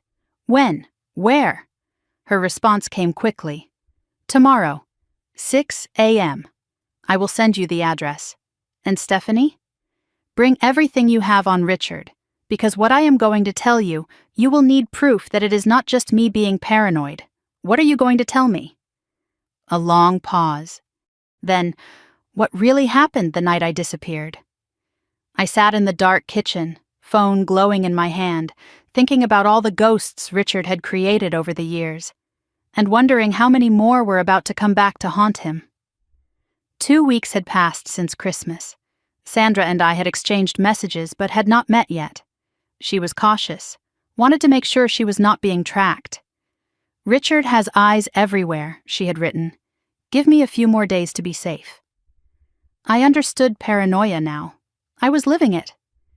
We had arranged to meet on Saturday, 3 days away. I had not opened the safety deposit box yet either. Shaw advised waiting until we had Sandra's testimony to corroborate whatever was inside. "Build the full picture before you show your hand," he said. The brass key sat in my jewelry box, waiting. Winter break was over. Real life resumed. Noah stood at the door that morning, backpack on, looking smaller than usual. "You okay?" I asked. "Yeah, just wondering what people know." "About Christmas, about everything." I did not have a comforting answer. Word spreads, families talk, kids hear things. That is how it works in communities where everyone knows everyone else's business. I drove him to Jefferson Middle School and watched him walk through the front doors. His shoulders were slightly hunched, bracing for whatever was waiting inside. Something in my chest ached. He had been through enough. He should not have to face this too. But he did, because Richard's cruelty did not stay contained. It rippled outward, touching everything. As Noah disappeared into the building, I noticed a familiar car in the parking lot, Vanessa's white SUV. She was dropping off Ethan at the same time, watching Noah with an expression I could not read from this distance. Calculating, planning. Nothing good ever came from that look. I went to work and tried to focus, checked my phone every hour, waiting for something to go wrong. By lunch, it did. Noah texted, "People are saying stuff. Can we talk after school?" My stomach dropped. I spent the rest of the afternoon watching the clock, counting down the minutes until 3:15. When I picked him up, he got in the car without looking at me. We drove in silence for 2 blocks before he spoke. "Ethan has been telling people things." "What things?" "He is telling everyone that our family is poor, that we had to steal from Grandpa Henry. He said Grandpa Henry was crazy and we manipulated him. He said I am not really a Lawson, that I do not belong." Each sentence hit like a small stone. Enough of them and it becomes a landslide. "Some kids believe him," Noah continued. "They were laughing at lunch. My friend Marcus asked if it was true. I did not know what to say. A girl in my math class said her mom said we destroyed the family. How do they even know about this, Mom?" I knew how. Vanessa, Margaret. The family network spreading poison through every channel they could find. Noah stared out the window. I thought school was the one place this would not follow me. "I am sorry, baby. It is not your fault." He paused. It is theirs. 13 years old and already learning that some people weaponize children to hurt adults. That was a lesson no kid should have to learn. That night, while doing Noah's laundry, I found a crumpled note in his jeans pocket. Block letters written in marker. Your mom is a thief. Your grandpa was crazy. You do not belong here. It was not Ethan's handwriting. I had seen his on birthday cards over the years. Someone else was involved. Someone else was helping Ethan spread this poison. The rumors did not stop. They grew. Noah came home quieter each day. He stopped talking about school entirely. I knew something was building. I just did not know when it would break. It happened on a Thursday, between second and third period. Noah was at his locker when Ethan appeared with 3 friends. I learned this later from Noah and from the security footage. But even without seeing it, I could picture every moment. "Hey, cousin," Ethan's voice dripping with mockery. "Still pretending you are part of this family?" Noah did not respond. Kept getting his books. "My dad says your mom brainwashed great-grandpa Henry. Took advantage of a dying old man. That is not true. Everyone knows it is true. You are just too stupid to see it." Noah stayed quiet. Kept his eyes on his locker. Ethan stepped closer. His friends formed a half-circle, blocking any escape. "You are a failure, Noah. Everyone knows it, even your own grandparents. Grandpa Richard is not he is the only grandpa that matters, and he thinks you are worthless. At least I know I am not worthless." The words came out quiet but clear. Noah surprised himself, I think. But he said it. Something flickered across Ethan's face. Not anger. Something else. For a split second, he looked uncertain. Tired. Like someone carrying a weight he did not want to carry. Then the mask slammed back down. "You are pathetic. Just like your mom. Just like your deadbeat dad who left." Noah flinched. That one landed. But he did not swing. He closed his locker, turned, and walked away. Someone was filming. There is always someone filming these days. The video showed Noah walking away while Ethan kept shouting. It showed Ethan's friends laughing, pushing Noah from behind. It showed Noah stumbling, catching himself, and still not fighting back. By that afternoon, the video was on 3 different social media accounts. In the video, right before Noah walked away, you could see Ethan's expression clearly. He did not look triumphant. He looked sick, like someone who knew they were doing something wrong but could not stop. I had seen that expression before, on Margaret's face. The phone call came at 2:45. Jefferson Middle School, principal's office. "Mrs. Lawson? This is Principal Henderson. We need you to come in. What happened? Is Noah okay?" "He is fine." "But there has been an incident. A family conflict affecting the school environment. Family conflict." Such a clean phrase for what was happening. I told my boss I had an emergency and drove to Jefferson in 12 minutes. Probably ran 2 red lights. I parked next to Vanessa's white SUV. Of course she was already there. Of course she had gotten there first. Principal Henderson was a tired-looking woman in her 50s with reading glasses and a no-nonsense expression. Vanessa sat in one chair, perfect posture, concerned parent face firmly in place. Noah sat in another, staring at his hands. Ethan was not there. Interesting. "Mrs. Lawson, please sit down." Vanessa spoke before the principal could continue. "I am so glad you are here, Stephanie. We need to address this." Her voice was honey and venom mixed together. "My son came home in tears. He said Noah threatened him." Noah's head snapped up. "I did not. Ethan is devastated by what is happening in our family, and now he is being targeted at school." The lies came out smooth as silk. She had rehearsed this. Principal Henderson looked uncomfortable. "We have received complaints from both families. Several parents have called about the situation affecting their children. I have a responsibility to maintain a safe learning environment. Mrs. Lawson, I have to ask, is there anything you can tell me about what is happening at home?" Vanessa smiled, a tiny, triumphant smile.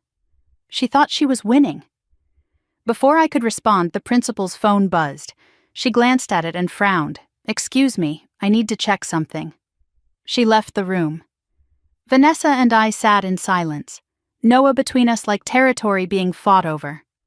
"I know what you are doing," I said quietly. "I am protecting my son. Something you should understand. You are using your son. There is a difference." Her smile did not waver. "I do not know what you mean." Principal Henderson returned looking troubled.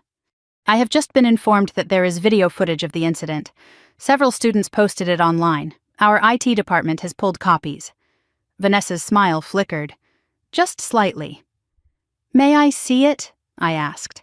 "I think that would be appropriate for all parties." Henderson turned her monitor so we could all see. The hallway. Noah at his locker. Ethan approaching with friends. The audio was muffled but audible. We heard every insult Ethan threw, every word about being a failure, worthless, not belonging. We heard the comment about Noah's father. We saw Noah walk away without retaliating. We saw Ethan's friends push him. "That is taken out of context," Vanessa said quickly. "Ethan was provoked earlier." "Mrs. Lawson," Henderson interrupted, "the video clearly shows Ethan initiating the confrontation. It shows your son making targeted personal attacks against his cousin. Noah did not threaten anyone. He walked away." Vanessa's face was rigid. The mask was cracking. "Furthermore," Henderson continued, "I have spoken with Noah's teachers. They report that Noah has been withdrawn and anxious all week. Several have noted him being excluded from group activities. This appears to be a pattern of harassment, not a mutual conflict." I reached over and took Noah's hand. He squeezed back hard. A knock at the door interrupted us. A man entered, maybe 40 years old, hands calloused, practical demeanor. "Mr. Rodriguez, Noah's shop class teacher." "Excuse me, Principal Henderson. I wanted to speak before any decisions are made." He looked at me with kind eyes. "About Noah. There is something you should know about this kid." He turned to the principal. "I have had Noah in my shop class for 2 semesters. He is one of the most talented students I have ever taught. He fixed a bandsaw last month that our maintenance guy could not figure out. He helps other students without being asked, never brags, never shows off." Henderson nodded, listening. "I have also seen how some students treat him," Mr. Rodriguez continued. "The comments about being slow or dumb. Noah is not slow. He just thinks differently. His brain works in 3 dimensions. I have been teaching for 18 years. Kids like Noah, they are rare. Whatever is happening in his family, do not let it destroy what makes him special." Vanessa tried to deflect. "That is lovely, but it does not change the fact that there is a conflict." Mr. Rodriguez looked at her directly. "Ma'am, with respect, I watched that video. Your son called Noah a failure, worthless, and made fun of his absent father. Noah did not say a single cruel word back. He just left. If there is a problem here, I do not think it is Noah." Vanessa had no response. For once. Henderson made her decision. "Thank you, Mr. Rodriguez. I appreciate your input. Mrs. Lawson, Noah is not in any trouble. I want that to be clear. We will be speaking with Ethan and his parents about appropriate conduct. If harassment continues, there will be formal consequences." Vanessa stood up abruptly. "This is not over." She walked out without another word. I turned to Noah. "You okay?" He nodded slowly. "Mr. Rodriguez said I was talented. He is right. You are. Grandpa Henry used to say that. He knew. He always knew." As we stood to leave, Henderson cleared her throat. "Mrs. Lawson, one more thing." She looked uncomfortable. "We received a request this morning to add names to Noah's authorized pickup list. My blood went cold. Richard and Margaret Lawson. They claim to be his grandparents. I need to see that request."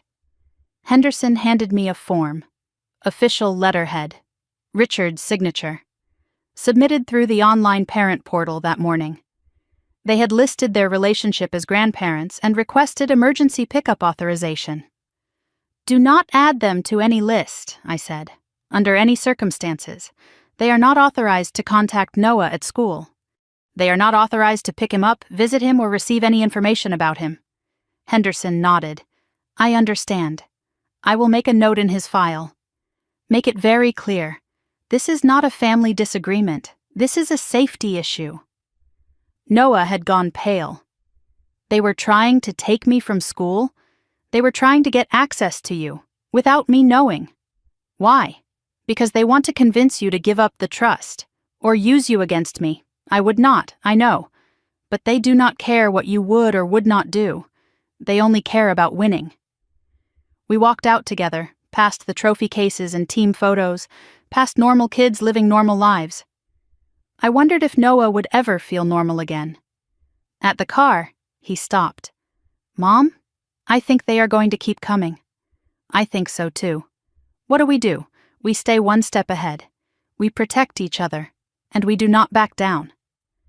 That night, after Noah went to bed, I made 2 calls. The first to Shaw. They tried to add themselves to his school pickup list. We need to move faster. The second is Sandra Keeling. Saturday is not soon enough. Can we meet tomorrow? Her reply came quickly. Tomorrow, 6 a.m. I will send you the address. And Stephanie? Yes? Bring everything you have on Richard. Because what I am going to tell you, you will need proof that it is not just me being paranoid. What are you going to tell me? A long pause. Then, what really happened the night I disappeared?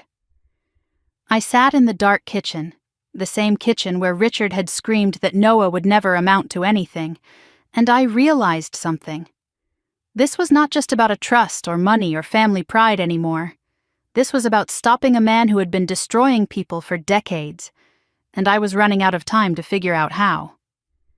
Sandra Keeling was already at the truck stop diner when I arrived at 6 a.m, 40 miles east of Columbus, the kind of place no one from our social circle would ever visit. She sat in a corner booth facing the door, hands wrapped around a coffee cup like it was keeping her anchored to the earth. She was mid-50s, sharp eyes, the posture of someone who had spent years looking over her shoulder. She looked nothing like I had expected, not broken, not fragile.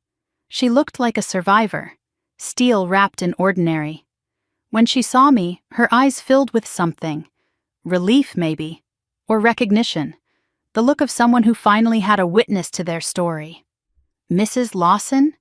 Stephanie, please, Sandra, though I have not used that name in 20 years. She slid a cup of coffee toward me. Drink. This is going to take a while. I met Richard when I was 22, she began. He was charming, successful, everything a young woman thinks she wants. We were married for 3 years. The first year was good. The second was tolerable. The third was hell. What happened? I found out who he really was. Sandra's hands tightened around her cup. Richard was embezzling from his father's business. Small amounts at first, then larger. I found the records by accident, confronted him. Biggest mistake of my life. He did not deny it. He just changed. Told me if I ever spoke about it, he would destroy me. Make sure no one believed anything I said. I was young, I was scared. I believed him. She reached into her bag and pulled out a faded manila envelope. I kept copies, all these years. Henry knew I had them. That is why he reached out to me before he died. My hands were cold as I took the envelope. What else happened? When Richard realized I had evidence, he got desperate. He started telling people I was unstable, having episodes, classic gaslighting before we had that word. His family believed him. Of course they did. Richard was the golden son. Even my own parents started doubting me. Sandra's voice dropped lower. One night he came home different, cold, calculated. He said he knew people who could make problems disappear. I asked if he was threatening me. He smiled. I am just explaining how the world works, Sandra. Some people matter, some people do not. I packed a bag that night and never went back. You did not disappear. You ran. Exactly. Changed my name, moved states, started over. Richard told everyone I had abandoned him, had a breakdown, vanished. He played the victim, the poor husband whose wife went crazy. Nobody asked questions. Nobody looked for me. 20 years of hiding, I said quietly. I have been Sandra Keeling for 2 decades.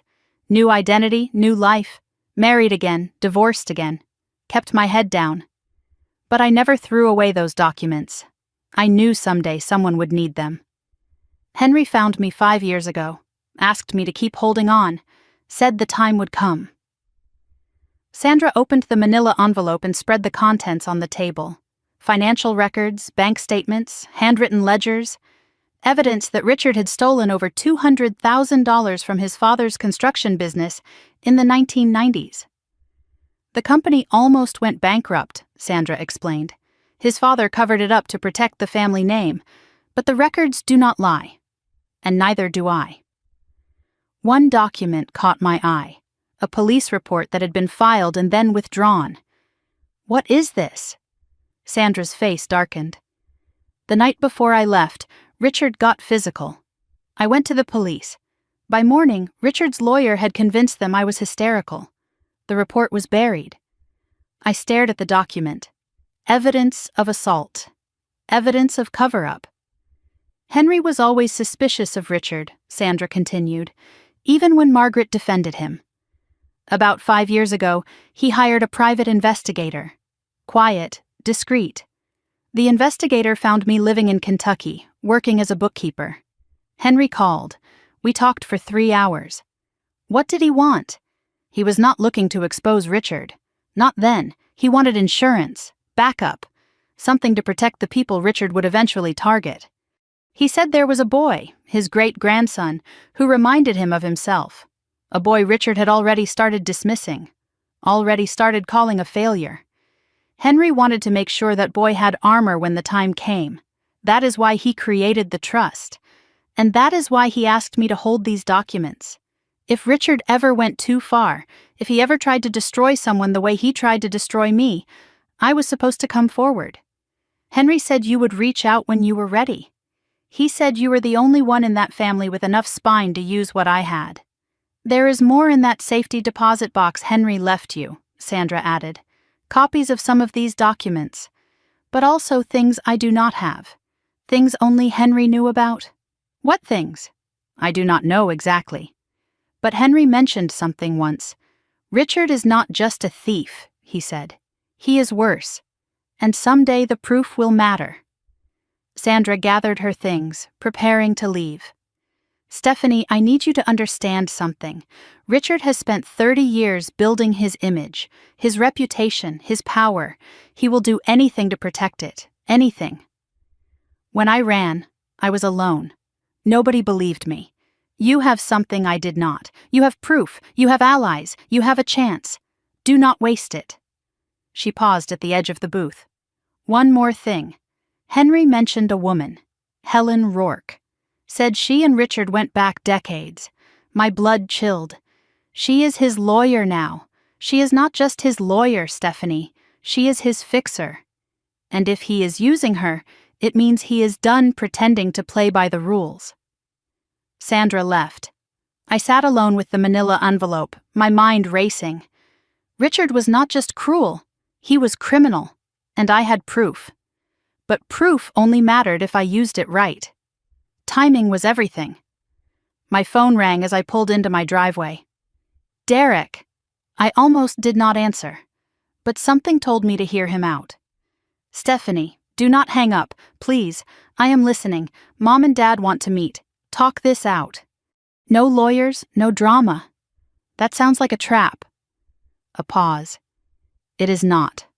I promise. Look, I know things have gotten out of control. What happened at Christmas, what has been happening since, it is not good for anyone. Ethan is struggling. Noah is struggling. The whole family is falling apart. Mom and Dad just want to find a solution, something everyone can live with. Why should I believe that? Because I am asking you to trust me. Just this once. I did not trust Derek, but I wanted to see what they were planning. Fine, I will meet, but not at their house.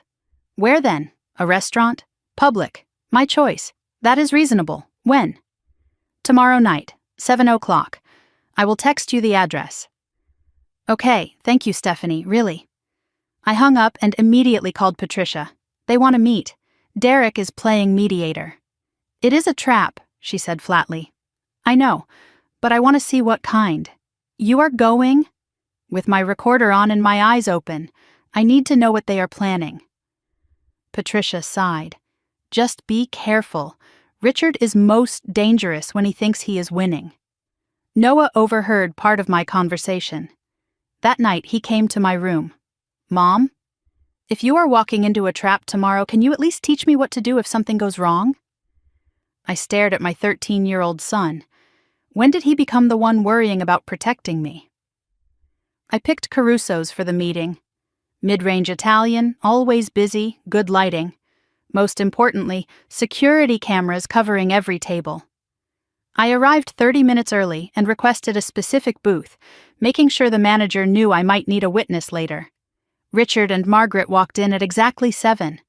But they were not alone. A woman followed them, late 40s, severe suit, sharper eyes. Helen Rourke, the fixer. So much for no lawyers. They slid into the booth across from me.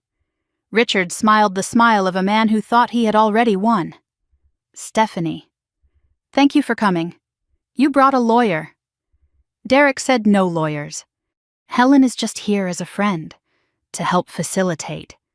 Helen Rourke extended her hand. I did not take it. Let us skip the pretense. What do you want? Helen pulled a document from her briefcase. A simple family agreement. Nothing adversarial. We all want what is best for the children. This ensures everyone benefits. I took the document. Started reading. This gives Richard 70% control of Noah's trust. It is a shared arrangement. It is theft dressed up in legal language. Richard leaned forward. Stephanie, be reasonable. Noah does not need all that money. He is a child. He will not know what to do with it. We are just trying to ensure it is managed properly. Managed by you. For your benefit. For the family's benefit. Noah is my family. You made it very clear he is not yours. Margaret had been silent the whole time, staring at the table. But when I mentioned Noah, she flinched. Her hand twitched toward me, then stopped. She wanted to say something. Richard's hand landed on her arm, a warning grip. She went still. I slid the document back across the table. I am not signing this.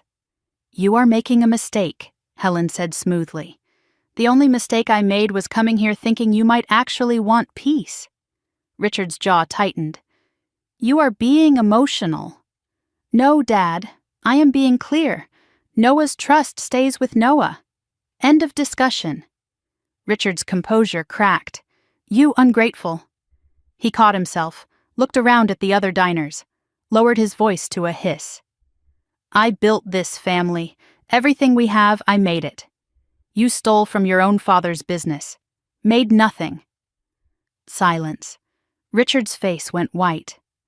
How do you... I know a lot of things now, Dad.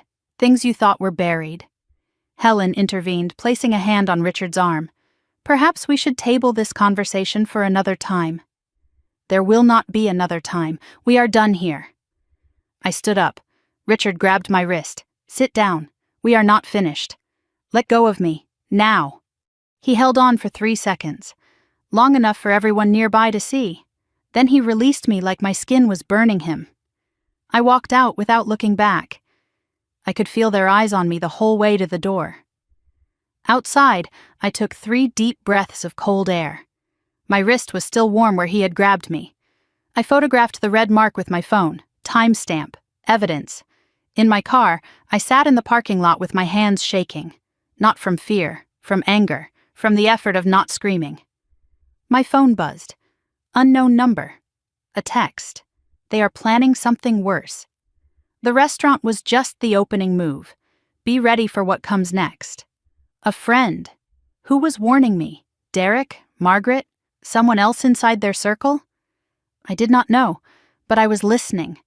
As I drove away, I glanced in my rearview mirror. Margaret had followed me outside. She stood alone on the sidewalk, watching my car leave. Her hand was raised, not waving, reaching, like she wanted to follow but could not. I got home to find Noah waiting up. How did it go? About how I expected. They wanted me to sign away your trust. You did not, right? Never. He exhaled. Good. Because I have been thinking. About what? About how Grandpa Henry must have known this would happen. All of it. He did not just leave me money, Mom. He left us a playbook, the recordings, the documents, Sandra, Patricia, the safety deposit box. He knew exactly what Grandpa Richard would do. And he prepared for every move. I stared at my son. This kid who everyone called slow. When did you figure all that out? I had time to think, while everyone was underestimating me. He smiled. It was the first real smile I had seen in weeks. That night, around midnight, my phone rang. Shaw's number. Why was he calling so late? Stephanie. I just got a call from a contact at family court. Family court? Richard filed an emergency motion this afternoon. My blood went cold. What kind of motion? A petition for psychological evaluation. Of you, he is claiming you are mentally unfit to manage Noah's trust, and possibly to care for Noah at all. On what grounds? He is citing erratic behavior, paranoid accusations, and alienation of family relationships. Helen Rourke drafted it. The hearing is scheduled for next week. I could not breathe. This was what Patricia warned about, what Sandra experienced. Richard did not just fight, he destroyed, and he was coming for me now. Stephanie, are you there? I am here. We have time to respond. We have evidence. We have witnesses. But I will not lie to you. This is the nuclear option. He is trying to take everything. Noah too? A pause. If you are declared unfit, custody becomes a question. I sat in the dark, phone pressed to my ear, thinking about a man who had spent 30 years destroying people who stood in his way. He had made Sandra disappear, taken Patricia's daughter, silenced anyone who threatened his image. Now it was my turn. But Richard had made one mistake. He thought I was like the others, alone, unsupported, easy to break. He was wrong. Henry had spent years building me an arsenal, and tomorrow I was going to start using it. I sat at the kitchen table as the sun came up, reading the motion Shaw had emailed over. Legal language that boiled down to one thing. Richard was trying to take my son. Erratic behavior, paranoid accusations, alienation of family relationships. Every word was a knife disguised as concern. He had taken Patricia's daughter this way. He had made Sandra disappear. I was next. Noah came downstairs earlier than usual, still in pajamas. He looked at me and knew immediately. You did not sleep. No. Is it bad? I looked at my son. This kid who deserved a childhood, not a war. Your grandfather is trying to convince a judge that I am not fit to be your mom. His face went pale, then hard. That is a lie. I know. But lies only need to sound true to do damage. What do? We fight. With everything Grandpa Henry left us. The safety deposit box? It is time. I called Shaw first. I am going to the bank today. Meet me there. Then Patricia. Richard filed for a psych evaluation. He is going for custody. Her voice went cold. I will be there in an hour. We need to talk strategy. Then Sandra. He is making his move. I need you to be ready to testify. I have been ready for 20 years, she said. Just tell me when. As I hung up with Sandra, a text came through from an unknown number, different from the one that had warned me at the restaurant. The evaluation will not be fair. Richard has connections at the clinic. Be careful who you trust. First National Bank of Columbus was downtown, old brick and brass fixtures. Shaw was waiting in the lobby when I arrived, briefcase in hand. Patricia came moments later, face tight with purpose. 3 people united against one man's decades of destruction. The clerk led us to a private room. Box 1247 sat on the table like a coffin full of secrets. I opened it with shaking hands. Inside was a thick envelope marked Insurance. A smaller envelope marked Sandra Original. A USB drive, different from the one in Henry's toolbox. And at the bottom, a single photograph that made Patricia gasp. Richard, younger, maybe 30 years old, standing next to a building, the same industrial building from Henry's other photos. But this photo showed what the others did not. A woman's hand visible at the edge of the frame, reaching, desperate, On the back, Henry's writing. March 1997, the night before Sandra ran. He thought no one saw. Oh God, Patricia whispered. Henry knew. Knew what? The night Sandra left, there was an incident. Richard said she attacked him, that he defended himself. But this photo shows the opposite. He was the aggressor, and someone was watching. I stared at the image. This was not just evidence of cruelty. This was evidence of violence. Shaw opened the envelope marked insurance. Inside were medical records. Sandra's medical records from the night she disappeared. Emergency room admission. Injuries consistent with assault. And the admitting doctor's name, circled in red. Dr. Helen Rourke, M.D. Helen Rourke was a doctor? Shaw nodded slowly. Before she was a lawyer. She switched careers in the late 90s. Right after this, Patricia said, pointing at the medical records. She treated Sandra, documented the injuries, then buried the report. How do you bury a medical report? You lose it, misfile it, claim it was never official. But Henry had a copy. Shaw explained how Henry got it. A hospital clerk who remembered Sandra's case. A filing error that preserved one copy. Henry had gathered pieces for decades, never enough to use. Until now, until Richard went too far. Until Christmas. Patricia laid it out. Helen Rourke has been Richard's fixer since the beginning. She buried Sandra's medical evidence, probably helped with the embezzlement cover-up, and now she is his lawyer, filing motions to have you declared unfit. It is the same playbook, the same people, for 30 years. But now we have proof, Shaw said. Documented, dated, undeniable proof. I picked up the USB drive from the safety deposit box. What is on this? Shaw took it carefully. Let us find out.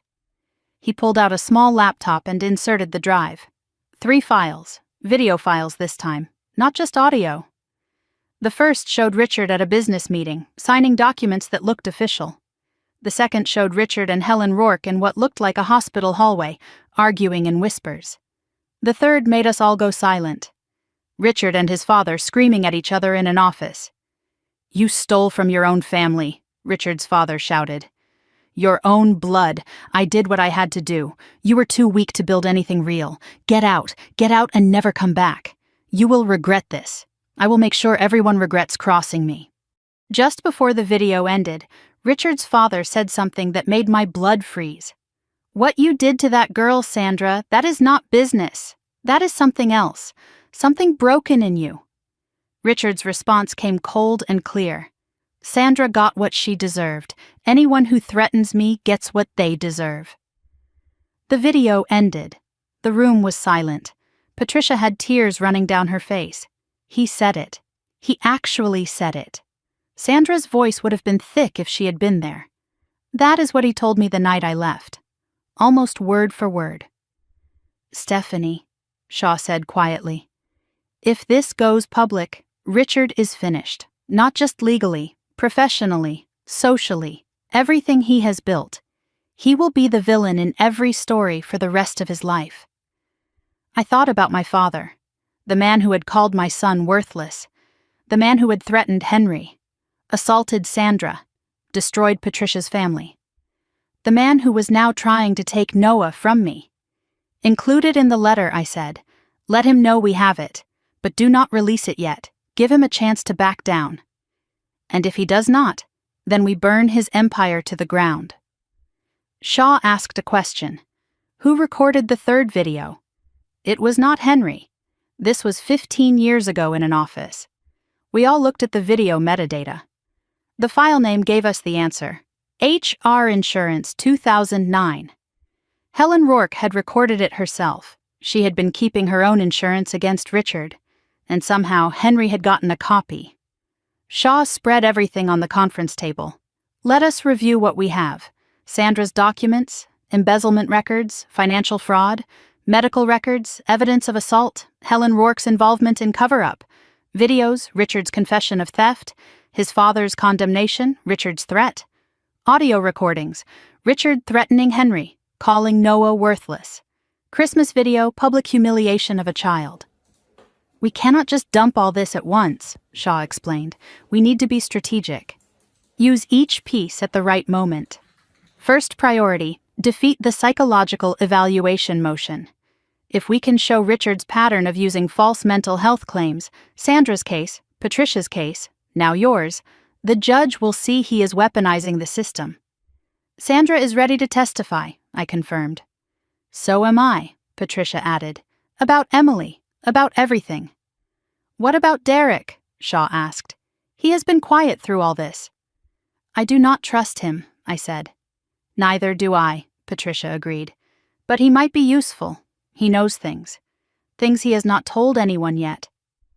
Shaw leaned back. I have to warn you both. Once we use this evidence, there is no going back. Richard will fight with everything he has. Helen Rourke will dig into your lives. They will look for anything to discredit you. I have nothing to hide. Neither do I. Not anymore. Then let us end this. I showed them the texts I had received. The restaurant warning. The clinic warning. Someone inside their circle is feeding you information, Shaw observed. Do you know who? I have a guess, Patricia said quietly. But I could be wrong. Who? She hesitated. Margaret. The room went silent. Think about it, Patricia continued. She has been under Richard's control for 35 years. She has seen everything. And lately, the way she has been acting, like she wants to say something but cannot. I remembered Margaret on the sidewalk, reaching toward my car. Margaret flinching when Richard grabbed her arm. Margaret whispering, I told you at the Christmas party. As we left the bank, my phone rang. Derek, Stephanie, do not hang up. Give me one reason not to, because I am not calling for Dad. I am calling despite him, something in his voice. Cracked, tired, real. I am listening. I need to see you, alone. Without Vanessa, without our parents. Why? Because I need to tell you something about Ethan. What about him? A long pause. He is not okay, Stephanie. He has not been okay for a long time. And I think we have been hurting him, all of us, the whole family, by making him the golden child. Is this another trap? Like the restaurant? No, I swear, no lawyers, no documents, no agenda. Just me and you, brother and sister. The way we used to be before. Before what? Before I let Dad turn me into him. The words hung in the air. I had never heard Derek talk like this. Tomorrow, the park by the library. 3:00, thank you. I know I do not deserve. You are right, you do not. But I will be there anyway. That night, I told Patricia about Derek's call. She was quiet for a long moment. Richard is losing control. When that happens, people start jumping ship. You think Derek is jumping? I think Derek is drowning. And drowning people will grab onto anything or anyone to survive. Over dinner, I decided Noah deserved the full picture. The hearing is in 5 days. The one where Grandpa Richard tries to say, "You are crazy?" That is the one. You are not crazy, I know. But I need you to know what might happen. The judge might order an evaluation anyway. It is standard. If that happens, a psychologist will talk to me. Maybe to you too. They will ask questions about our life, our home, our relationship. Will they ask about the Christmas party? Probably. Good. Then they will see what really happened. Mom, I am not scared of talking to someone. I know what the truth is. I know who you are. Whatever Grandpa Richard says, whatever his lawyer says, it does not change reality. You are a good mom. The best mom. I had to look away so he would not see my eyes water. When did you get so wise? I had a good teacher. 2, actually. You and Grandpa Henry. Noah, I need you to promise me something. Whatever happens in the next few weeks, whatever you hear or see or read about our family, remember that none of this is your fault. You did not cause this. You cannot fix it. Your only job is to be a kid. Can you do that for me? He smiled. That rare, real smile. I can try. After Noah went to bed, I found him sitting on his floor with Henry's toolbox open. He was holding the old Zenith radio, the one he and Henry had fixed together. Mom, I think I am going to fix this again. For the hearing. So Grandpa Henry can be there too. My heart cracked in the best way. I was almost asleep when my phone buzzed. Another text from that unknown number. The clinic warning person. The hearing will be moved up. Richard is pushing for day after tomorrow. How do you know this? A long pause. Then, because I am the one who types his correspondence. Who are you? Another pause. Then a photo came through. A woman's hand on a desk. A distinctive ring. Sapphire, antique. I knew that ring. I had seen it at the Christmas party. On Margaret's finger. My mother was the one warning me. My mother who had stood silent while Richard humiliated her grandson. My mother who had flinched every time Richard touched her. My mother who had reached toward my car as I drove away. She was trapped, and she was trying to help me fight him anyway. The next message came. I cannot leave him. Not yet. He would destroy me. But I can give you what you need. The evaluation doctor is Dr. Martin Wells. Richard plays golf with him. Request a different evaluator. Insist on it. And Stephanie, I am sorry. For everything. For not being stronger. The messages stopped. I called Shaw immediately. If the evaluator is compromised, we need to file a motion for recusal. I will draft it tonight. We will submit first thing in the morning. And Shaw? My mother is the source. She has been warning me all along. A long silence. That changes things. How? It means Richard does not have complete control anymore. His own wife is working against him. The walls are closing in. I lay awake, staring at the ceiling. My mother. After all these years of silence, all the times she had looked away, she was fighting back, in the only way she could. Maybe Patricia was right. Maybe people were jumping ship. Richard had spent decades building his empire on fear and control, but empires built on fear always crumble when the fear runs out. And Margaret was not afraid anymore. She was just waiting for the right moment. Maybe we all were. The park by the Columbus Public Library was quiet for a January afternoon. Cold weather kept most people home. I parked where I could see the whole area, scanning for Richard's Mercedes, Vanessa's SUV, anyone who looked like a lawyer. Nothing. Just joggers, dog walkers, a few parents with strollers. Derek sat alone on a bench near the fountain, hunched against the cold. He looked smaller than I remembered. Older. Like someone carrying a weight he could no longer hide. I walked over slowly and sat on the opposite end of the bench. We did not look at each other at first, just stared at the frozen fountain. "Thanks for coming," he said. "You said it was important. It is. But I do not know where to start. Start with why you are here instead of standing with Dad." He was quiet for a long moment. The wind picked up, scattering dead leaves across the path. "I have spent my whole life trying to be what he wanted," Derek said. "The perfect son, the perfect businessman, the perfect father. I thought if I did everything right, he would finally be satisfied. Was he?" A bitter laugh. "Richard Lawson is never satisfied. There is always another test, another way to prove you are worthy. I know that feeling." "No, Stephanie, you escaped." I leaned into it. What changed? Christmas. Watching Dad call Noah a failure in front of everyone. Watching Ethan's face while it happened. Ethan was smiling. He was supposed to be winning. But he was not. He looked sick, like he knew it was wrong but could not stop being part of it. That is when I realized what we have done to him. Derek pulled something from his pocket. A folded piece of paper worn from being handled. "Ethan wrote this. I found it in his room last week. It is not a suicide note, thank God. But it is close enough to terrify me." He handed me the paper. His hand was shaking. I unfolded it carefully. Ethan's handwriting, messy and rushed. "I am tired of pretending. I am tired of being perfect. I am tired of everyone expecting me to be something I am not. Sometimes I think Noah is the lucky one. At least people leave him alone. At least he gets to be himself. I do not even know who I am anymore." Derek's voice cracked. He wrote this the night before he confronted Noah at school. The things he said to Noah, those were not his words. They were Dad's words, Vanessa's words. We put them in his mouth and made him perform, just like Dad did to me, just like Dad does to everyone. My son is breaking, Stephanie, and I helped break him.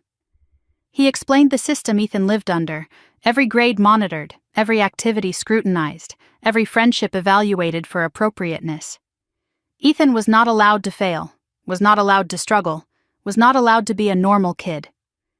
Vanessa and I thought we were giving him advantages, structure, high expectations. But we were just building a smaller version of the cage Dad built for me. And Ethan is starting to suffocate. After Christmas, after everything went public, Ethan asked me something. He asked why we hate Noah so much. I did not have an answer. Because we do not hate Noah, we barely know him. We just needed someone to be less than, so Ethan could be more. That is sick. I know that now. What do you want me to do with this, Derek? I do not know. I just needed someone to know. I read Ethan's letter again. This was not the enemy. This was a child. Another child Richard was destroying, just differently. Noah and Ethan should talk, I said finally. Without us, without the family. Just two kids who have been used as weapons against each other. Derek looked at me with something like hope. You would allow that? They are cousins. They should have been friends all along. As I handed the letter back, Derek said quietly, There is more. About Dad. Things I have seen. Things I have ignored. He looked around nervously. Not here. It is not safe. But soon. He stood up. Thank you, Stephanie, for being the person I should have been. After Derek left, I drove straight to Shaw's office. Patricia was already there. Sandra joined by video call from Kentucky. The War Council was assembled. Shaw spread documents across his conference table. Richard filed for the expedited hearing, he said. Thanks to Margaret's warning, we got the evaluator changed. Dr. Rebecca Torres. Independent, no connection to Richard. But that just buys us time. We need to go on offense. How? We send Richard a message he cannot ignore. Shaw had drafted a cease and desist letter. But this was not ordinary legal correspondence. It listed in clinical detail every piece of evidence we had. The Christmas video, public humiliation of a minor, the audio recordings, Richard calling Noah worthless, threatening Henry, the financial documents, embezzlement from his father's company, the medical records, Helen Rourke's cover-up of Sandra's assault, the videos, Richard's confession, his father's condemnation. The demand was clear: immediate withdrawal of the psychological evaluation motion. No further attempts to contact Noah directly or through intermediaries. Acknowledgement that the Educational Skills Trust is valid and incontestable. Failure to comply within 72 hours will result in full public disclosure of all evidence, including submission to relevant licensing boards regarding Helen Rourke's conduct. Sandra's voice came through the video call. Will this work? Shaw considered. Richard is a narcissist. He will fight until fighting costs more than surrendering. This letter shows him the cost. Either he backs down, or we release everything and let the court of public opinion destroy him. He has spent 30 years building his reputation. This threatens all of it. I looked at the letter. Send it. As Shaw prepared to send the letter, Patricia noticed something on the document list. Wait. You included the fourth video, the password-protected one. Shaw nodded. We cracked it this morning. Henry used Noah's birthday. What is on it? Shaw's face was grim. Something Richard definitely does not want anyone to see. Shaw turned his laptop so we could all see. The video was dated 15 years ago. Richard sat in what looked like a bar, clearly drunk. Across from him, a younger Helen Rourke. Richard's voice was slurred but clear. You know what my father never understood? Power is not given. It is taken. I took everything I have. The business, the money, the respect. Anyone who stood in my way? I removed them. Helen leaned forward on the screen. Like Sandra? Richard laughed, a cruel, empty laugh. Sandra was a lesson. To anyone who thinks they can threaten me, she is gone, and nobody asks questions anymore. Helen's voice came again. And if someone asks questions now? Richard smiled. The smile I had seen 1,000 times, but now I knew what it meant. Then they disappear too. Not physically. That is messy. But socially, professionally, financially? I can make anyone disappear in the ways that matter. I have done it before. I will do it again. That is what family is for. Protecting the ones who deserve protection. And eliminating the ones who do not. The video ended. The room was silent. Patricia had tears running down her face. He said it. He actually said it. Sandra's voice through the call was thick. That is what he told me the night I left, almost word for word.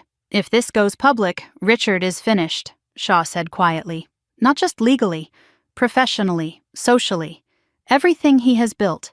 He will be the villain in every story for the rest of his life. Include it in the letter, I said. Let him know we have it. But do not release it yet. Give him a chance to back down. And if he does not? Then we burn his empire to the ground. We sent the letter by email and certified mail at 4 p.m.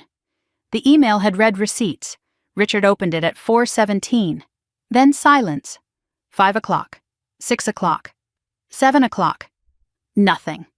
At 8:43 my phone rang. Richard. I put it on speaker. Shaw and Patricia listening. Stephanie. His voice was different. Careful, controlled. Richard.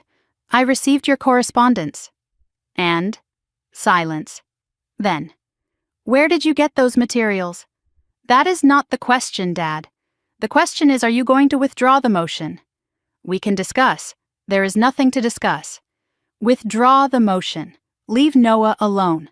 Acknowledge the trust, or everything goes public. Another silence. Longer this time. You are making a mistake. I have heard that before, usually from people who are losing. Stephanie, listen to me. Whatever Henry told you, whatever those women have said, those women have names. Sandra, Patricia, your sister, your ex-wife, people you tried to destroy, people who survived you. They are liars. All of them. They are bitter and they are lying. Then you will not mind if a judge sees the evidence. His breathing got heavier. You do not understand what you are doing. I understand perfectly. I am protecting my son, the way you should have. For the first time in my life, I heard my father scared. Not angry, not controlling, scared. What do you want, Stephanie? I told you. The motion withdrawn. Noah left alone. The trust acknowledged. 72 hours. And if I do that, the evidence stays private? As long as you stay away from my family? Yes. And if you ever come at us again? No. Silence. I need to think. You have 72 hours. Use them wisely. I hung up. Shaw looked at me with something like admiration. Henry was right about you. What did he say? That you were the only one with enough spine to stand up to Richard. And enough heart to do it right. I did not feel strong. I felt exhausted. But I also felt something else. Momentum. The tide was turning. While we waited for Richard's decision, the Christmas video did its own work. Aunt Caroline had shared it with her church group. Someone in that group had shared it on Facebook. By now it had been seen by hundreds of people in the Columbus area. Patricia showed me some of the reactions. I cannot believe a grandfather would say that about his own grandchild. That poor boy. Did you see his face when they announced the inheritance? Richard Lawson? The one who sponsors the charity golf tournament? This is him? I am never doing business with that family again. The court of public opinion was delivering its verdict. Extended relatives started choosing sides. Uncle Franklin publicly posted his support for me and Noah. A cousin I barely knew sent a message. I always knew something was wrong with that family. I am sorry I did not say something sooner. Others stayed silent, which was its own statement. Richard's carefully constructed image was cracking, piece by piece. The tipping point came when a local news blog picked up the story. Columbus business leader's family video sparks online outrage. The article was careful. No accusations, just questions being raised. But it linked to the video. And the video spoke for itself. A child being called a failure. In front of 50 people, by his own grandfather. No amount of spin could make that look good. That night, another text from Margaret. He is panicking. Has not slept. Screamed at the wall for an hour. Helen Rourke came over. They fought. I think she is going to drop him. If she does, he has got nothing left. Richard's fixer, abandoning him. The walls were closing in. The final message from Margaret. He keeps saying your name. Over and over. Stephanie, Stephanie, Stephanie. Like he cannot believe you fought back, I typed back. Tell him I am just getting started. Then I put down the phone and smiled. For the first time in weeks, it did not feel forced. 2 days since the letter. 1 day left on the deadline. Richard had not officially responded. But he had not attacked either. Shaw said that was a good sign. He is calculating. Trying to find a way out that saves face. There is not one, I said. He will figure that out eventually. That evening, Noah asked me something unexpected. Mom, what happens to Ethan after all this? What do you mean? I mean, if Grandpa Richard loses, Ethan loses too, right? The money was never really about Ethan, I know. But he is still a kid. He is still my cousin. He said horrible things to me. But someone told him to say them. That does not make it okay, but it makes it complicated. I have been thinking about Grandpa Henry. He did not just protect me, he tried to protect everyone, even Aunt Patricia, even Sandra. Maybe we should try to protect Ethan too, even if his dad is on the wrong side. I looked at my son, this kid who had every right to be bitter. When did you become so wise? I had time to think, while everyone was underestimating me. As if on cue, my phone rang. Derek, Stephanie, I need your help. What is wrong? It is Ethan. He found out about the letter, about the evidence. He is scared. He thinks everything is falling apart. He will not talk to me. He will not talk to Vanessa. But he asked if he could talk to Noah. I looked at my son. He had heard. He nodded. Tomorrow, I said. They can meet tomorrow. After I hung up, Noah was quiet for a moment. Mom, I think Ethan and I are the only ones who can end this. What do you mean? The grown-ups started this war, but we are the ones it is really about. Maybe if we can figure out how to be okay with each other, the rest of it will not matter so much. I did not know if he was right, but I knew he was brave enough to try. Tomorrow my deadline for Richard would expire. Tomorrow my son would face the cousin who had been weaponized against him. And tomorrow, one way or another, the war Henry had prepared me to fight would enter its final phase. I just hoped we were ready for whatever came next. The morning of the deadline felt heavy. 72 hours had passed at midnight. No response from Richard, no withdrawal of the motion, no acknowledgement of the trust. Shaw's instructions were clear. If he does not respond by noon, we release everything. The evidence was loaded, ready to fire. But something told me today would bring more than just legal warfare.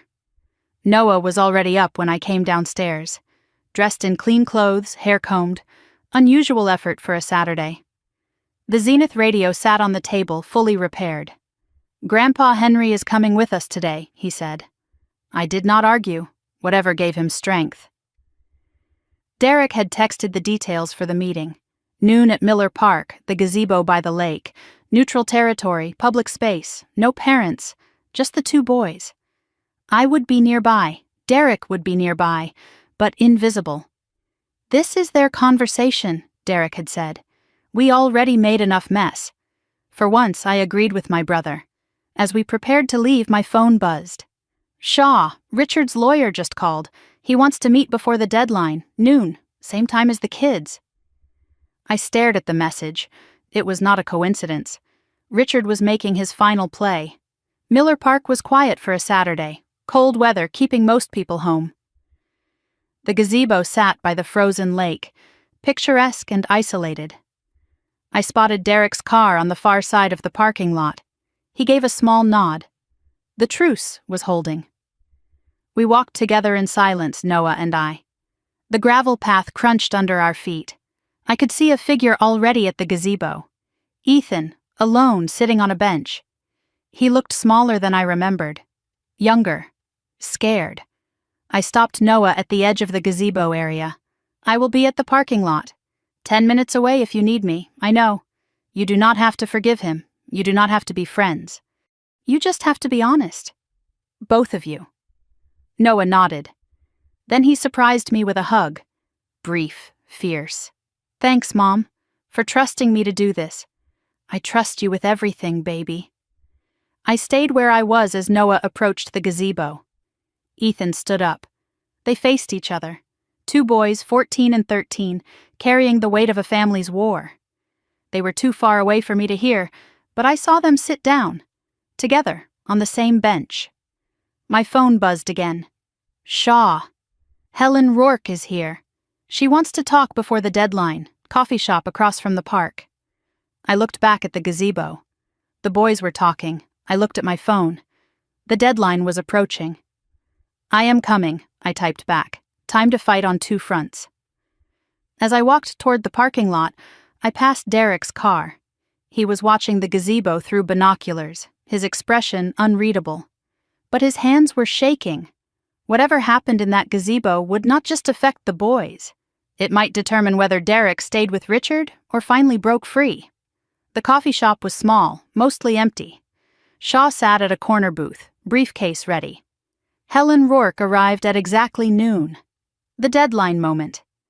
She looked different than before, tired, the sharp edges worn down. She sat down without pleasantries. Mrs. Lawson, Mr. Shaw, let us not waste time. Richard wants to negotiate. The deadline was noon, Shaw said. We have not received formal withdrawal. That is why I am here, to deliver it, conditionally. Helen slid a document across the table. A simple family agreement. Richard will withdraw the psychological evaluation motion. He will acknowledge the Educational Skills Trust is valid.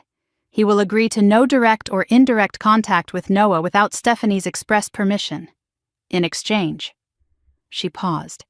In exchange for what? The evidence stays private, forever. I read the document slowly. Shaw read over my shoulder. This is everything we asked for, I said. Yes. Why? Helen Rourke looked at me for a long moment. Because I am done. I have been cleaning up Richard Lawson's messes for 30 years. I have buried reports, lost files, intimidated witnesses.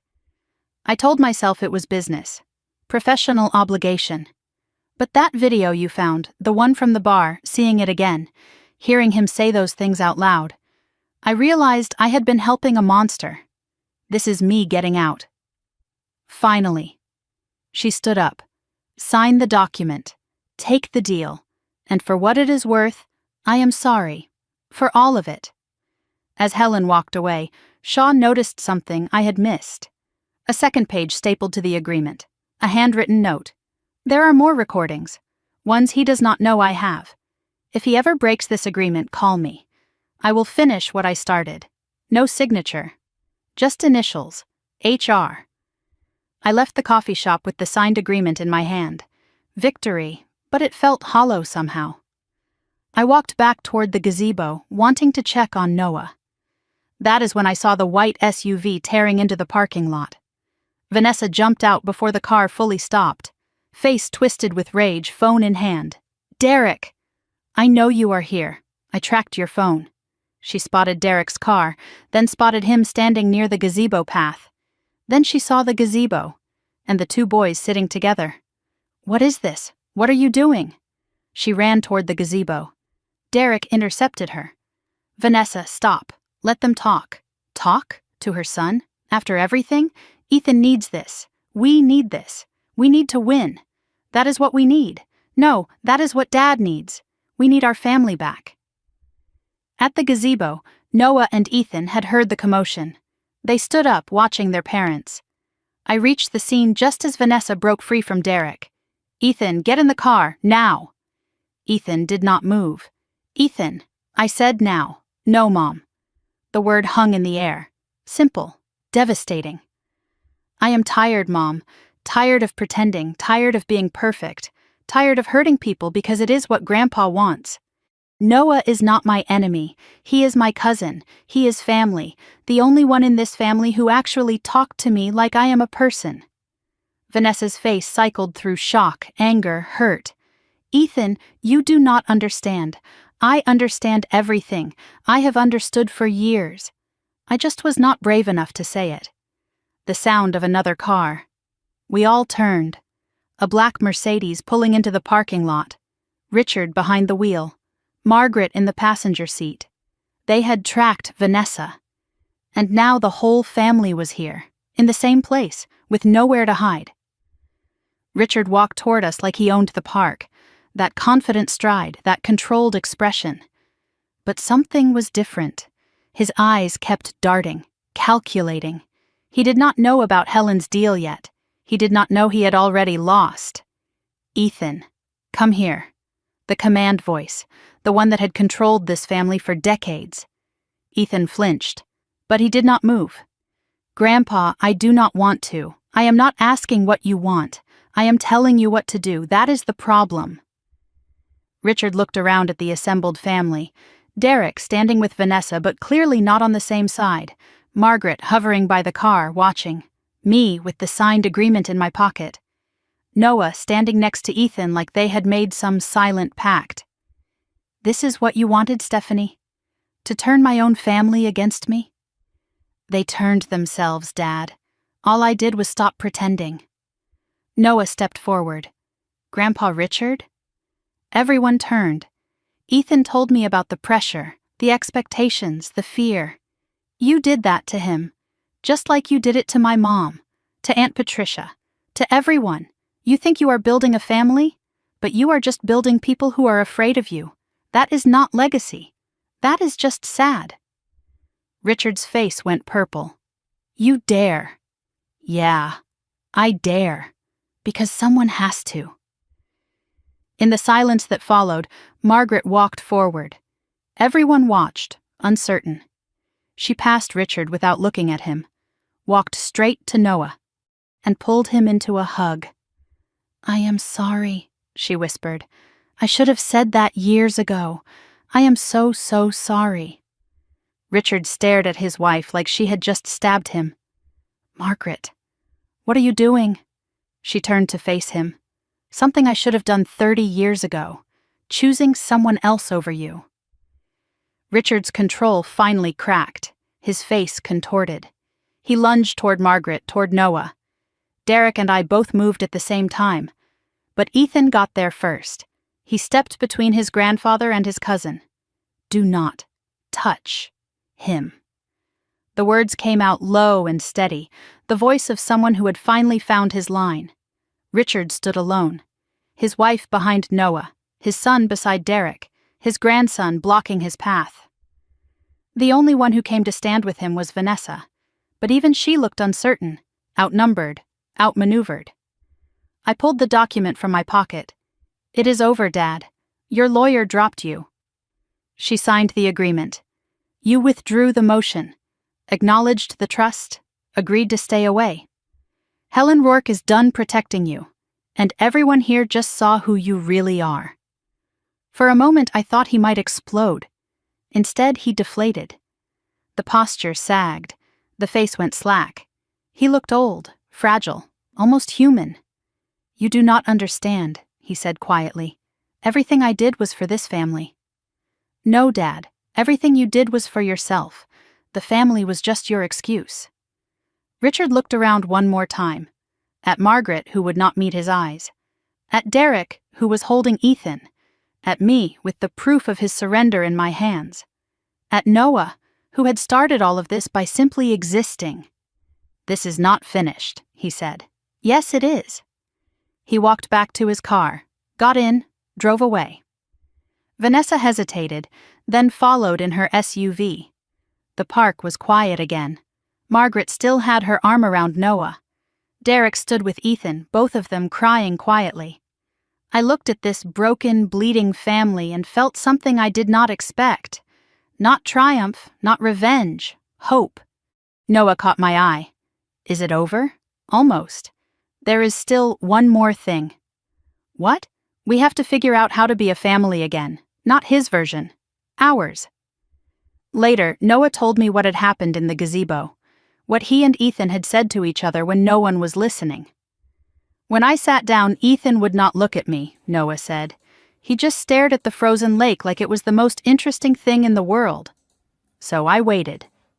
Grandpa Henry always said the best conversations start with silence. Finally, Ethan said, "I am sorry." Just like that. No excuses, no explanations. I said, "For what?" He looked at me like I was crazy. For everything. For what I said at school. For what they said about you at Christmas. For being the reason they treat you like garbage. I told him, "You are not the reason." He said, "Then why do they do it?" I thought about that for a while. Then I said, "Because they need someone to be the failure so you can be the success. You are the trophy. I am the warning. Neither of us gets to be a person." Ethan started crying then. Not loud, just leaking. He said, "I do not want to be the trophy." I said, "I know. I could see it at Christmas. When they called my name. You did not look happy. You looked sick."